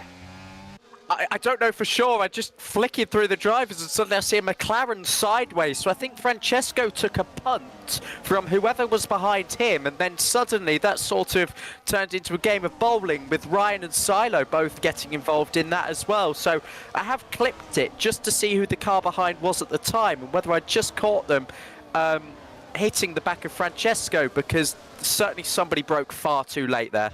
Well, potentially caught out maybe from people breaking early, or perhaps wanted to go for the move and end up catching people out. But unfortunately for them, Ryan has received a 3-second time penalty on circuit, which no doubt will be considered to be removed. The question is what happened in that particular incident for it to occur, and will there be a stewarding inquiry as a result of that one? Because a 3-second penalty when everyone is in such close proximity could be massive in the terms of the championship. So keep an eye out on that one. No doubt there will be further clips to review, and that will probably be posted over on our Twitter at WOR League. I'll let Joseph be the man on that one, because he controls all of those social medias if we do get further information.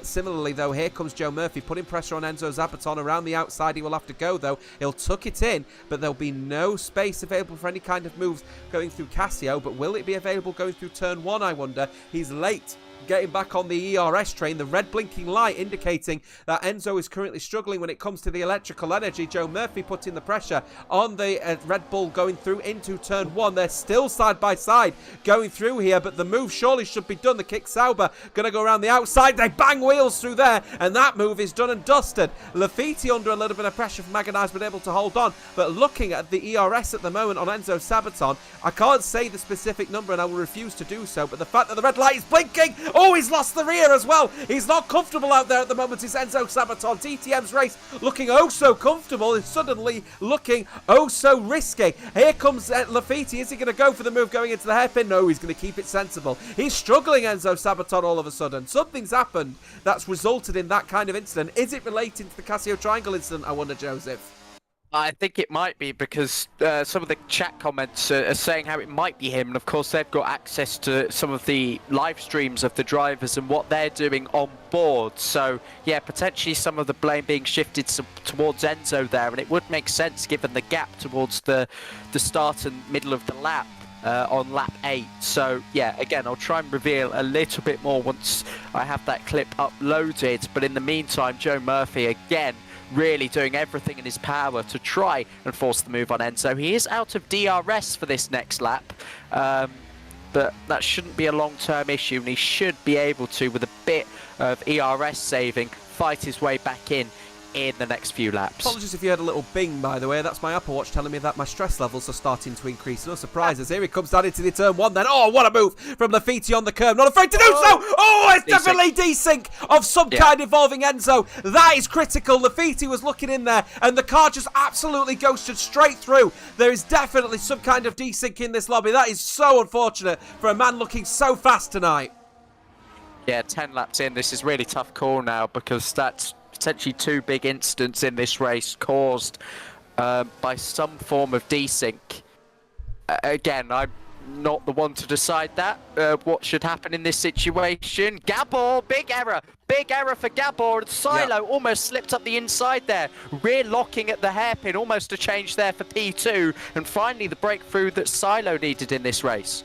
Yeah, there's a lot of people starting to report now desync here, and I'm wondering if there is going to be a decision made. If there is going to be a race restart, that would be so critical for those that need to get to sleep. I need to get to sleep. I've got work in the morning. This would be highly critical here of what could be a thing between drivers if they decide to go for the restart, or if they decide to potentially abandon this race, because there is a lot of desync out there, and I'm wondering if people are now going to call it here. We're on lap 10 of 27. We will continue with the race as if it's still going to go ahead. Decisions will be made by the administrators as and when they need to. We're on board at the moment with Francesco Largo as we've got a spinner. Oh, it's Matteo, and he's out of the race. What has happened to Matteo? He's spun by the looks of things, going out of the Casio triangle, and I think he's binned it into the pit entry, and that as a result of that one, ET8 are now down to 1 driver. Virtual safety car is out. Lafiti immediately taking advantage of that one. He could go on to a set of hard tyres to the end of this race now if he wanted to, but of course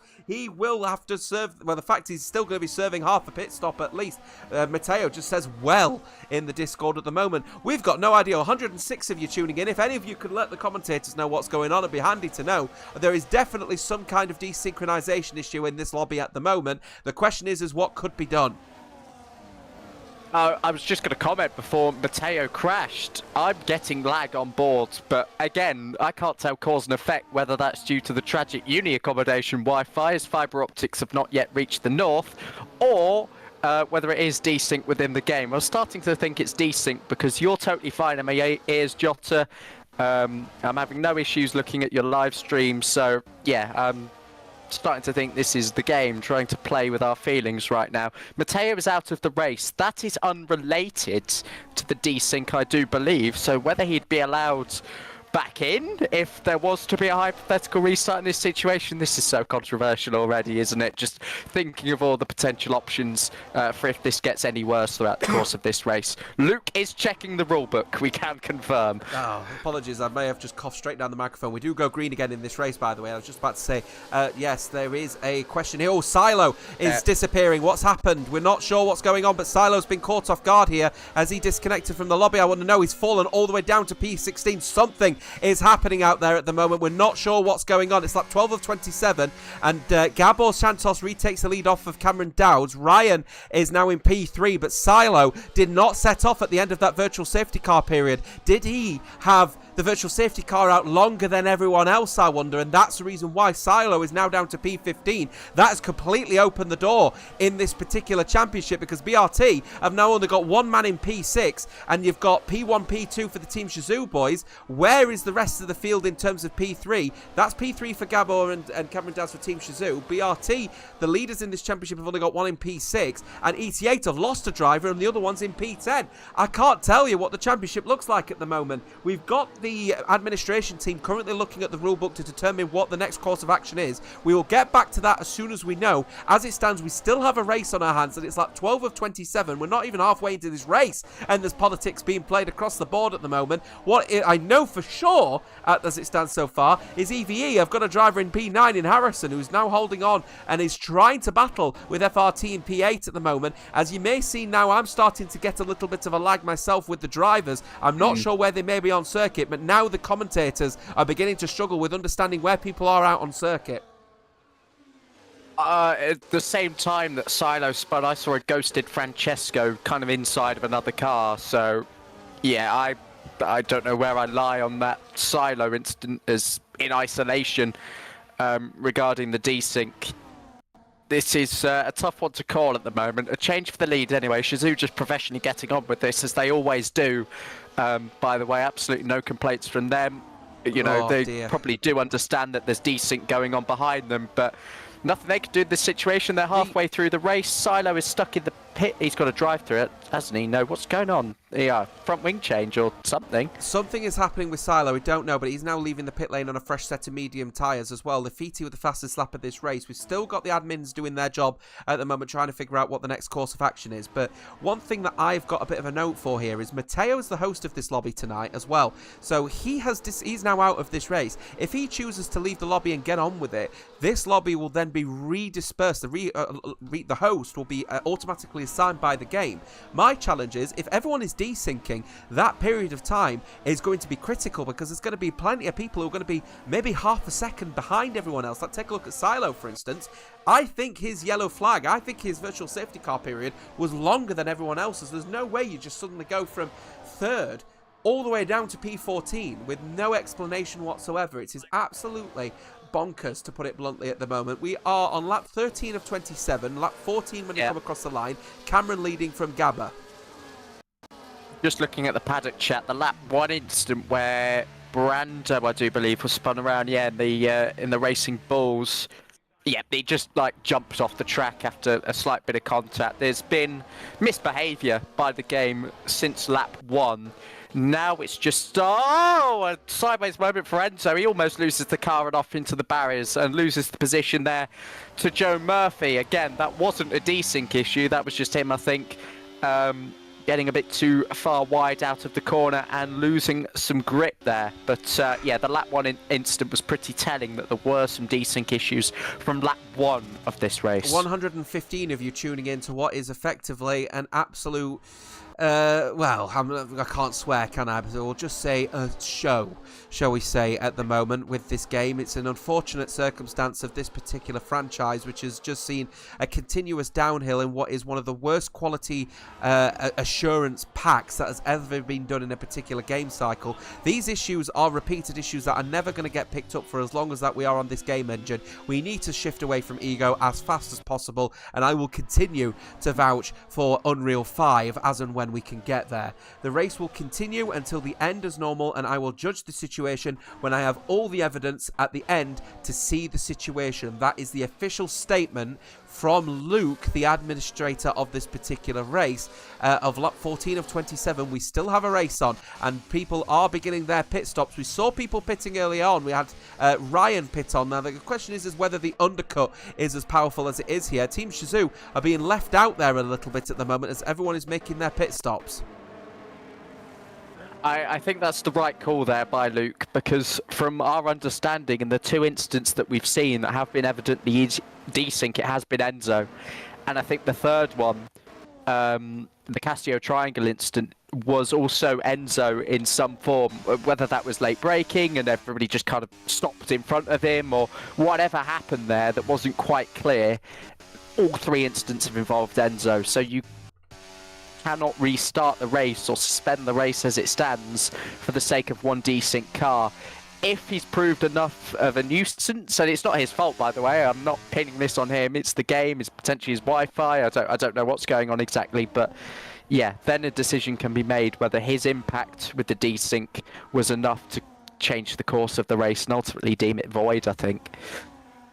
Well, we've got people in the chat at the moment as well. Owen saying that'd be unfair for a lot of people if we are continuing on with this particular event. But the thing is that, let's be honest, a bit of a conflict of interest for BRT, because, of course, one of their drivers, Matteo, is out of this race. And the other driver, Ryderdal, down in P12. So BRT are losing points left, right and centre at the moment. Team Shazoo leading from the front. They are caught a little bit out of sync with everyone else.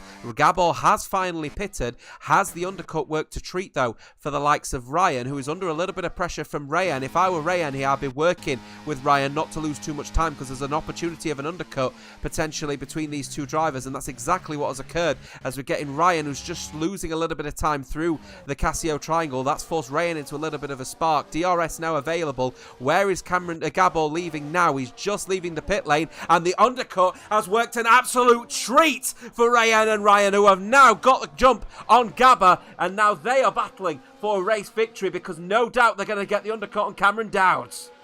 Oh, crucially as well for Gabor, getting ahead of Francesco, elbows out of the first couple of corners to stay ahead of the CPI driver, who of course are still in the running for their maiden title in the Legacy Division, and only title potentially when they merge into Shizou Igniter Phoenix Team or something. I can't remember what it was called.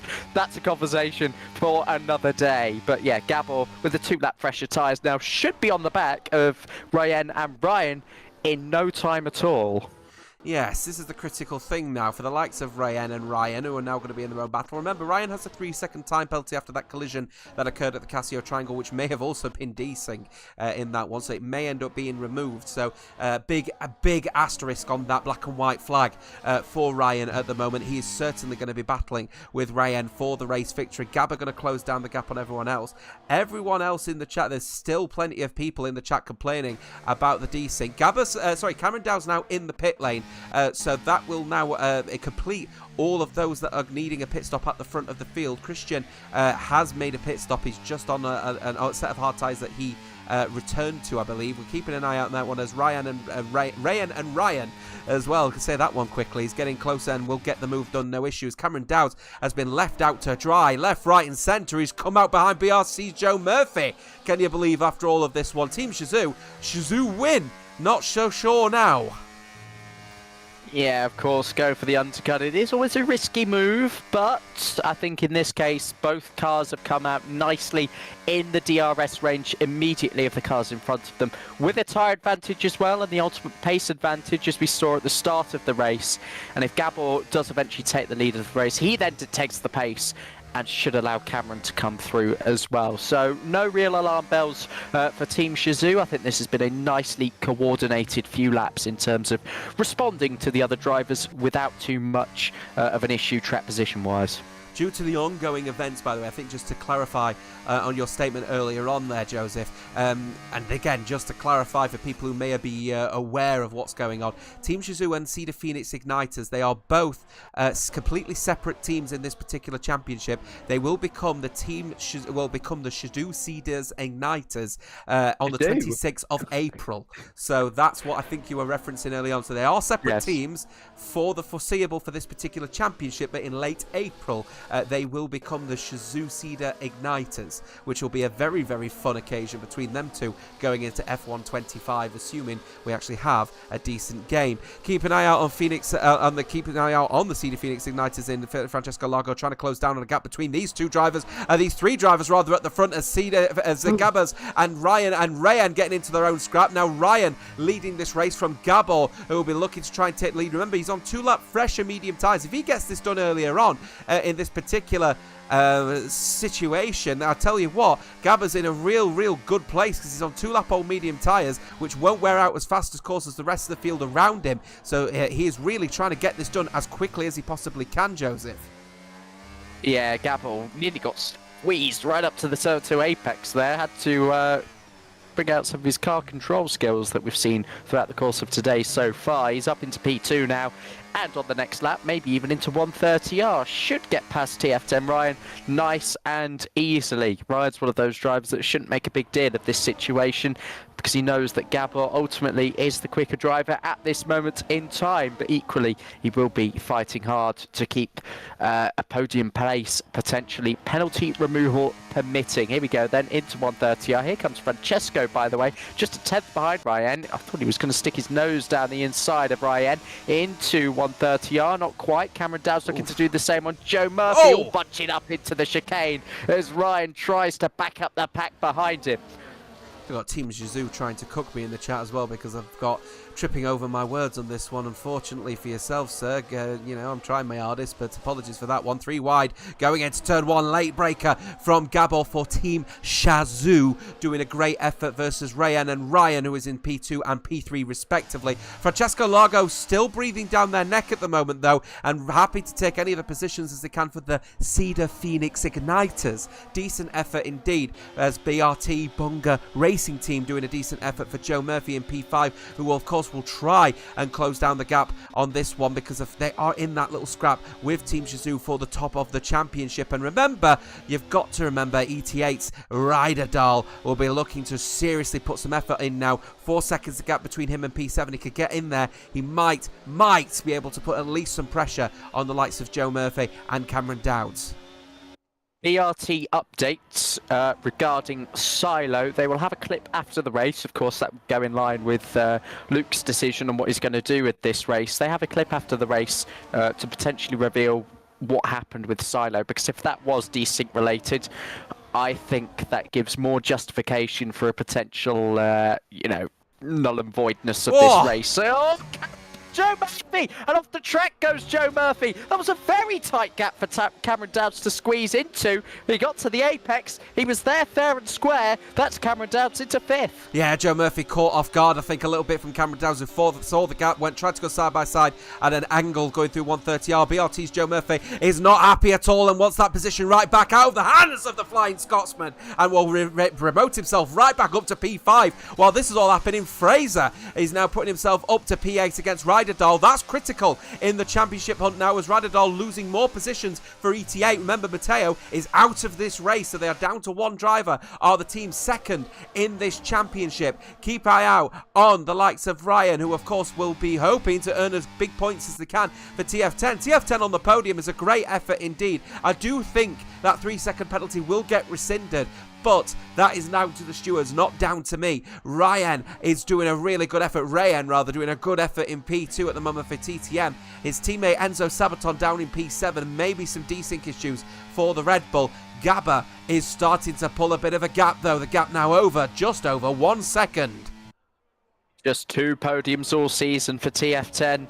The third would be very nice here indeed, as they look to try and gap TRT, and by the looks of TRT's race, they're in no man's land in 13th and 16th at the moment. Christian going an awful long way on those hard tyres. He will drop down to last place in this race behind his Italian compatriot TF10 Brando, who is last at this stage. So yeah, TF10 would very much like to be on the podium this evening as we enter lap 21 of 27. Gabor now with a comfortable lead. This is what I was sort of predicting, though more Cameron Dowds to be in this situation, but Gabor has done an exceptional job all evening as Ryan, Francesco and TF10 Brian renew their rivalry for P2 in turn 1. Oh, there's a collision involving Fraser and Ryderdal. Ryderdal just able to hold on after getting into a tank slapper as a result of being caught up the rear from Fraser, who now relegated down to P10 as a result. Ryderdal will be thanking his lucky stars the car managed to hold on around turn 1 after that collision, because that could have been so critical for ET8's championship hopes,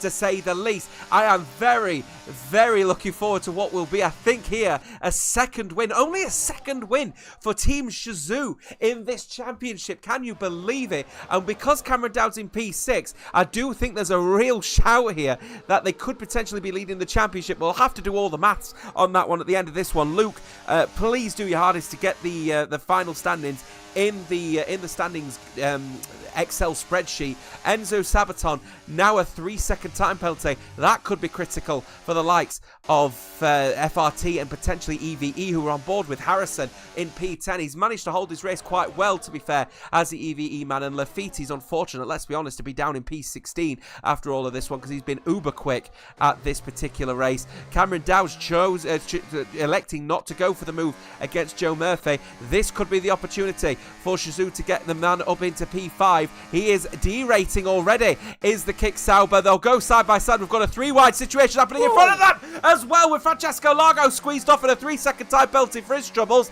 in this battle. Now for P2 after all of this one. Cameron Dowds closing down the gap on Rayan. There were 3 wide going into turn 1 and they bang wheels. Francesco Largo, 3-second time penalty, could be rescinded, Joseph.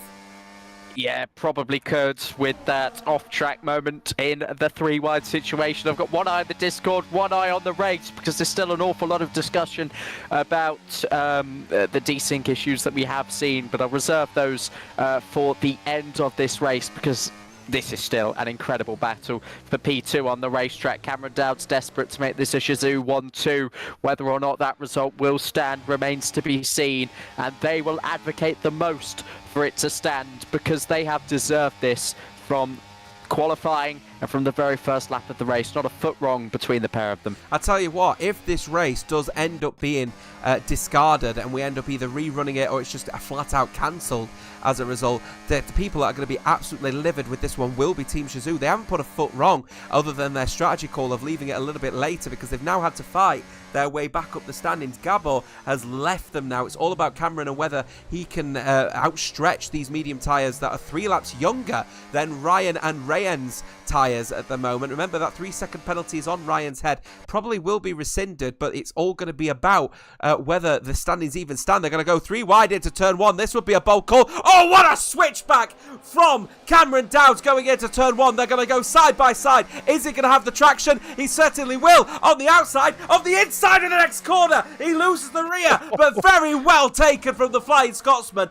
That was set up 4 corners ago. What a move from Cameron Dowds, who will now close down the gap on Rayan and try and make this a 1-2 for Team Shizou. If this ends up getting rescinded, they're going to be fuming, because they have had an absolute blinder of a race of Team Shizou. Fantastic.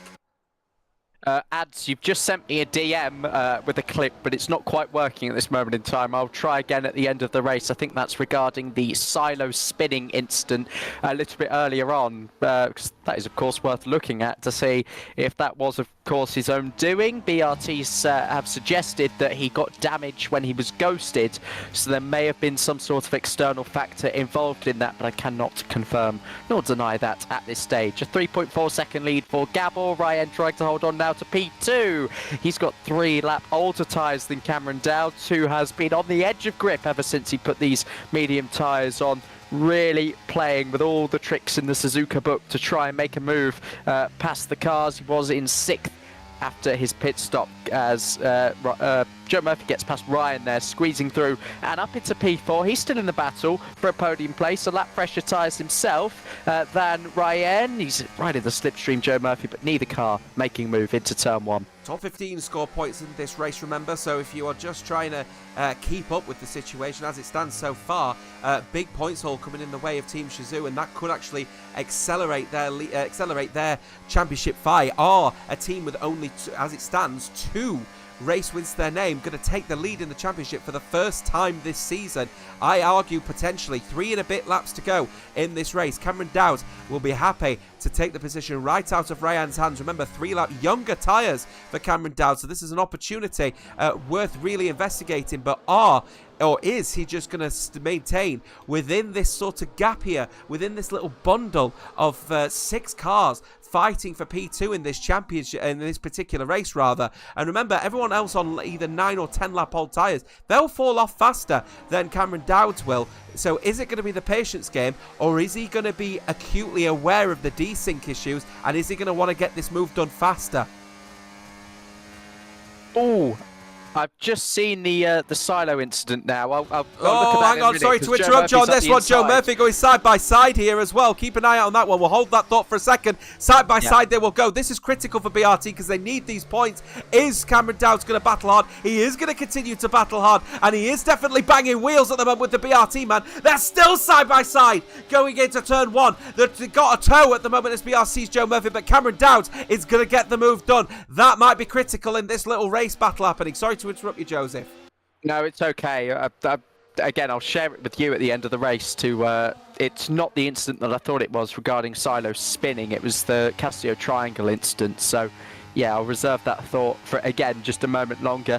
Meanwhile, the 2 drivers that have been, they were looking competitive. They were both fighting for podium, maybe a race win today. Silo is ahead of Lafitte for P15 and the final points paying position. That seems pretty bleak to say at this stage of the race when they've both been so brilliant throughout qualifying. and the early course of the race until Lafiti was also affected by the desync incident with Enzo. As it stands as well, Ryderdale could be on for potential P5 looking at the penalties, so he has made a really good recovery from P14 himself to now have a look potentially at the top 5 if he can get within 3 seconds of the 3 cars in front of him. Gabor will lead us with 2 laps to go when he crosses the line. Yes, and a critical mistake actually from Cameron Dowds coming out of the spoon corner. Couldn't get the traction down on the rear. Is Joe Murphy going to go for the dive going into Casio? No, he won't. He'll dive back in. Going into the Casio, coming out of the Casio, will continue on that pressure. Cameron Dowds will have the DRS though off of the back of Ray, and you make a good point actually about Ryderdale. He's actually managing his own race. He's carrying a bit of a tow from the likes of Agonised. Here comes the move for Cameron Dowds as that move is now done and dusted. It makes it a Shazoo 1-2 as it stands from Joe Murphy, who can't get the move done on Rayen, and now there's a bit of a gap forming as a result of that one. Remember, on 11 lap old mediums versus 12 laps in front of him, and also now in ERS none is Rayen to recover some of that energy. Silo has retired in the pit lane, and that is his race over and done with. He'll be absolutely livid as he leaves the session straight away. That's the situation for the BR team, and Joe Murphy is out there on his own in P4 trying to get P3 and reconcile at least some points for the championship leaders. But has there been enough points earned from the guys in P1 and P2 as it stands to potentially take the lead in this championship for the first time in this championship after so many rounds of racing? I tell you that. Ryderdale still battling at the moment with the likes of Harrison. He's made a mistake. He was battling quite hard with himself to try and get within a 3-second gap of 5th, 6th and 7th, but he's made a mistake somewhere and now he's relegated to 10th, and he's going to get relegated to 11th. There is desync occurring involving the like of Simba Rocks at the moment, and that could be critical for ETA. They're falling. He's tanking down the standings. I think there is definitely some desync. It's getting closer. He's going to be squeezed into 130R. Surely Ryderdale is not going to go side by side. And fair play to Simba Rocks 1, not putting too much pressure as the EFRT boy. But he's going to go for the dive. He's locked the rear. Oh my goodness me. ETA Ryderdale is going to lose the possession. He's now down to 12th. He's going to battle hard with the likes of Simba Rocks 1. He uses ERS to try and stay within touching distance. He's back up to 11th place. But ETA's race is going from bad to worse. We've got more people going side by side towards the front. It's difficult to keep up here. Joe Murphy trying to put the pressure on Rayen. I've clipped that again because I was watching Harrison and Fraser, and again, it looked like neither driver knew quite where they were. There was a lot of wheel banging on that run in towards Spoon Curve. Again, I'll submit that for potential review at the end of the race just to aid in the investigation. By the way, let's focus on the front of the field. Gabor has lost 3 seconds. You know why? That's purely because he's giving Cameron that tow in towards 130R in the Casio triangle to prevent him from being overtaken by Ryan and Joe Murphy. A team player at work. Gabor Santos has had a fantastic race from start to finish. A pole position that could hardly be replicated ever this season. A vital first one of the season for Team Shazoo. 1-2 in qualifying. It's set to be a 1-2 in the race with a few corners to go, Jota. Yeah, typical this one, isn't it, for Team Shazoo? They can only scrape together their second race win of the season. Not so fast. Rayen's getting in there. He's going side by side with the leader. He's going to go in there. He's got the advantage. Unbelievable. Team Shazoo, we're holding on. They're going to keep holding on. There's been some side-by-side action. Cameron Downs wins the race from Rayen, from Gabba, from Joe Murphy, and from Francesco Largo. I cannot tell you a closer victory in the end. Gabba was only helping out his teammate, and Rayen said, all right, thank you very much. I'll get in there. There will be some questions about whether that race victory is going to remain or whether these race results are going to be, as it stands, actually stood. But I'll tell you what, fantastic end to this race regardless. Team Shazoo have got their second win of the season. Big asterisk on that one. But you thought it'd be a 1-2? Think again. Rayen said otherwise. Oh yeah, well done Ryan for getting involved. Really proved me wrong. I thought Gabor did the right thing in sort of stopping Cameron for being overtaken. Cameron then won the race because he had no choice but to try and pile on a bit of pressure and then switch back to try and take the win himself. That was a weird ending, wasn't it? But, you know, in the Shazoo call right now, and I can see that there is one in one of the servers I'm in. It's not the Shazoo server. But, yeah, they'll be, for sure, applauding and going, you know what? Well done. A 1-3 is sensational. That's our second win of the season. that they could do no more, no less in preventing any of the issues that was elsewhere on track today. They have put in their performance of the season. Well done, Shazoo. Good to see. Well done, Shazoo, indeed. That is the top step of the podium for the second time this season. And as I said, big asterisk. They can only get Script together their second win of the season.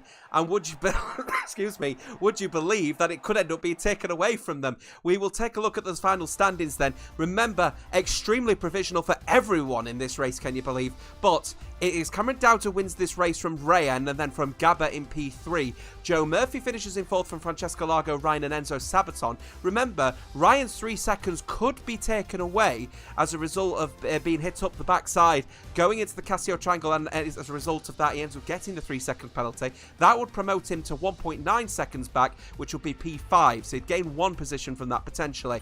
Later and down the line, there is Agonised in 8th from Harrison in 9th and Simba Rocks 1 up to P10. Great effort from P18. Then Ryder Dahl only finishing in 11th for ET8 is massive. That could be a massive drop of points for the guys in second place. From Fraser for CPI, Quartz, Andrea Lafitte in a disappointing P5. From Christian in P16 gets the fastest lap. No point will be awarded as a result. From Kiki, Silo, Brando, and then Matteo, of course, who DNF from this race. I tell you what, I have got a real mixed feelings about the standings. So that is the standings as a result of the United States Grand Prix. We do have the spreadsheet open at the moment to see what those results are going to be. But let's be candid, the administrators have got a lot to deal with after that race. Yeah, I don't think the immediate standings are anything for discussion. By the way, Gabor should put in the paddock chat that he was running out of fuel, so that's why he dropped those 3 seconds. It wasn't to protect Cameron. Wow. It was because he was running out of fuel and then lost both P1 and P2 as a result. That is a generational decline in the final few laps for Gabor. You know why that is? He was so far in front that he's eventually underfueled because he hadn't been lifting or coasting or conserving in the slipstream to save fuel. That's remarkable. You just don't get away with that on this game for some strange reason. Yeah, and remember, in this particular game cycle, you're not allowed to change your engine mode the moment that you start the race. You're in standard all the way through, so there's no rich or lean mix after this one. It's all about managing your ERS. And if you've underfueled, you've underfueled. So it's a little bit of a rookie mistake, actually, from a driver that should have won this race. But as a result, he will be finishing in P3, but there may still be some asterisks off the back of that one. We're still waiting on potentially the points being added up so we can at least give you a final standings. Just again, massive asterisk of whether round 19's standings are even going to be given, because let's be candid, with the highlight of this particular race, and it's unfortunate because there's been some good racing in this race, Joseph, is the desync. There's an aggressive amount of desync out there tonight from lap 1. A lot of incidents to report. Yeah, obviously there's going to be a thread in itself. There's actually been a new channel opened up separate to the stewards. I'm hungry. Stewards inquiries called Desync Issues. So yeah, managers and whatever will just be adding to that as and when. So yeah, that will aid in Luke's discoveries of what went on in that race, but I must compliment some of the other stuff. We had some good 2-3 wide moments where nothing really went wrong. It was just drivers really getting their elbows out for track position, and that was no bad thing in a race like this where it is tough to overtake. So again, full credit to the drivers for an amazing qualifying session, everybody pushing each other right to the checkered flag in Q3, and again the same in the race. It gave us a thrilling ending. Yeah, absolutely thrilling ending indeed. I think the drivers will be sort of, now we've already got Team Shazoo now asking the question, why could this race be voided? They were, despite the fact that it should have been a 1-2 for them, a 1-3 is still a magnificent result because they're, you know, the teams that they are racing with in this particular championship, and that's ET8 and Bunga. Bunga Racing Team had one driver retire in the pit lane, so they only had Joe Murphy. ET8 lost Matteo very early on in this race, and Ryderdal was not able to get any kind of consistency going. If Team Shazoo, they're going to be protesting to the high heavens if this one gets voided. But we've got to be candid. That was not a clean race in terms of the infrastructure that we had. What is the situation? If you I'm sorry I'm going to be putting you in this position to even think about it. Never mind actually be in on it at the moment, Joseph. If you're an administrator at this point, What's your thought process? If it is found to be one driver, I think you do keep the race results. And that you encourage drivers in future at the first sign of any connection issue, because there were screenshots coming through. Oh, Enzo had a lag symbol here. Yeah, at the first sign of that, you report it, and we get the race restarted as soon as possible. Because I think it was discovered a bit too late that Enzo was the problem, and allowing that race to run to the end, I think you've got to allow that race to run to the end and keep the results as it were. If there's any more things that are discovered, then yeah, there is an argument to scrap it and do it again or whatever they want to do.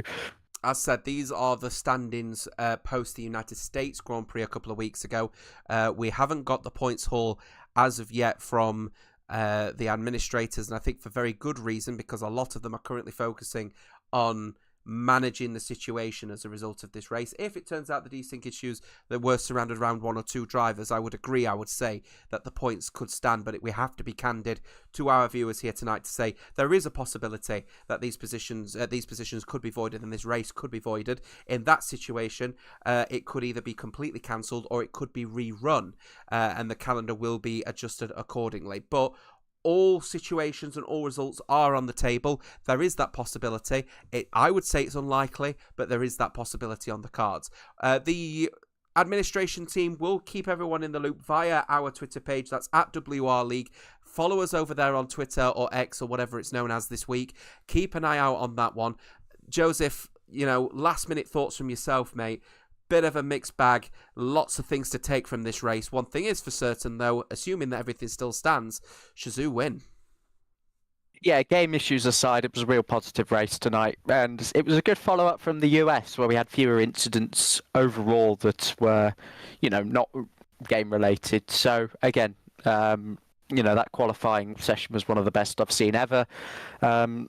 The race and how Shazoo controlled it for the most part, and the ending was also fantastic. So yeah, for the sake of that record, I hope it carries on and stays as it was. Yeah, because of course that's a second race win for Team Shazoo this season, and I think I'm just trying to think about the points haul at the moment and what the points mean. I'm actually trying to remember the points tally, actually, how many points you get for a race win, because I'll be honest with you, it's completely 40? escaped my mind. I think it's 40, and I think it's 37, isn't it? So it's a 77 points haul for Team Shazoo, which surely should propel them up to the lead in the championship. But no doubt the administration team and the social media team will keep you up to date. So as I said, over on X, formerly known as Twitter, at WR League, give us a follow if you haven't already. All of the information will be up to date as of then. Of course, anything in terms of any news or any updates in terms of this particular race, we will let you know. We are wrapping it up here over at WR League. Let's look at it then. Final thoughts from yourself, Joseph. It is a massive thing that for Team Shazoo. What is the thought process for them? What are your final thoughts for what has been a bit of a mental race? Yeah, do not take anything from that race as how this championship will end. I think that's the third or fourth time in as many races that the championship leaders changed between Shazoo, then ETA, then back to BRT, then Shazoo. So yeah, it's just about replicating that in the next week. And well, will Shazoo do that? Time will tell. But yeah, still a long way to go in this championship. We have 1 week. You're a week away from what will be the Hungarian Grand Prix, round number 20 of 24. We'll then be taking a small break before we head over to the United Kingdom for the British Grand Prix on April 1st. But in the interim, we'll be back next week for the Hungarian Grand Prix. As I said, give us a follow over on X, formerly known as Twitter. That is at WR League for all the latest info involving this race. But I'll leave you with this. It has been an absolute blinder. Team Shazoo take the second win of the championship and potentially do lead the championship for the first time this season with only 5 rounds to go. But this championship is still very much open and up for grabs. Keep an eye out on the WOR Legacy Division because it is only really just kicking off. Thanks for watching. We'll be back next week at the Hungarian Grand Prix. Take care. Bye-bye for now.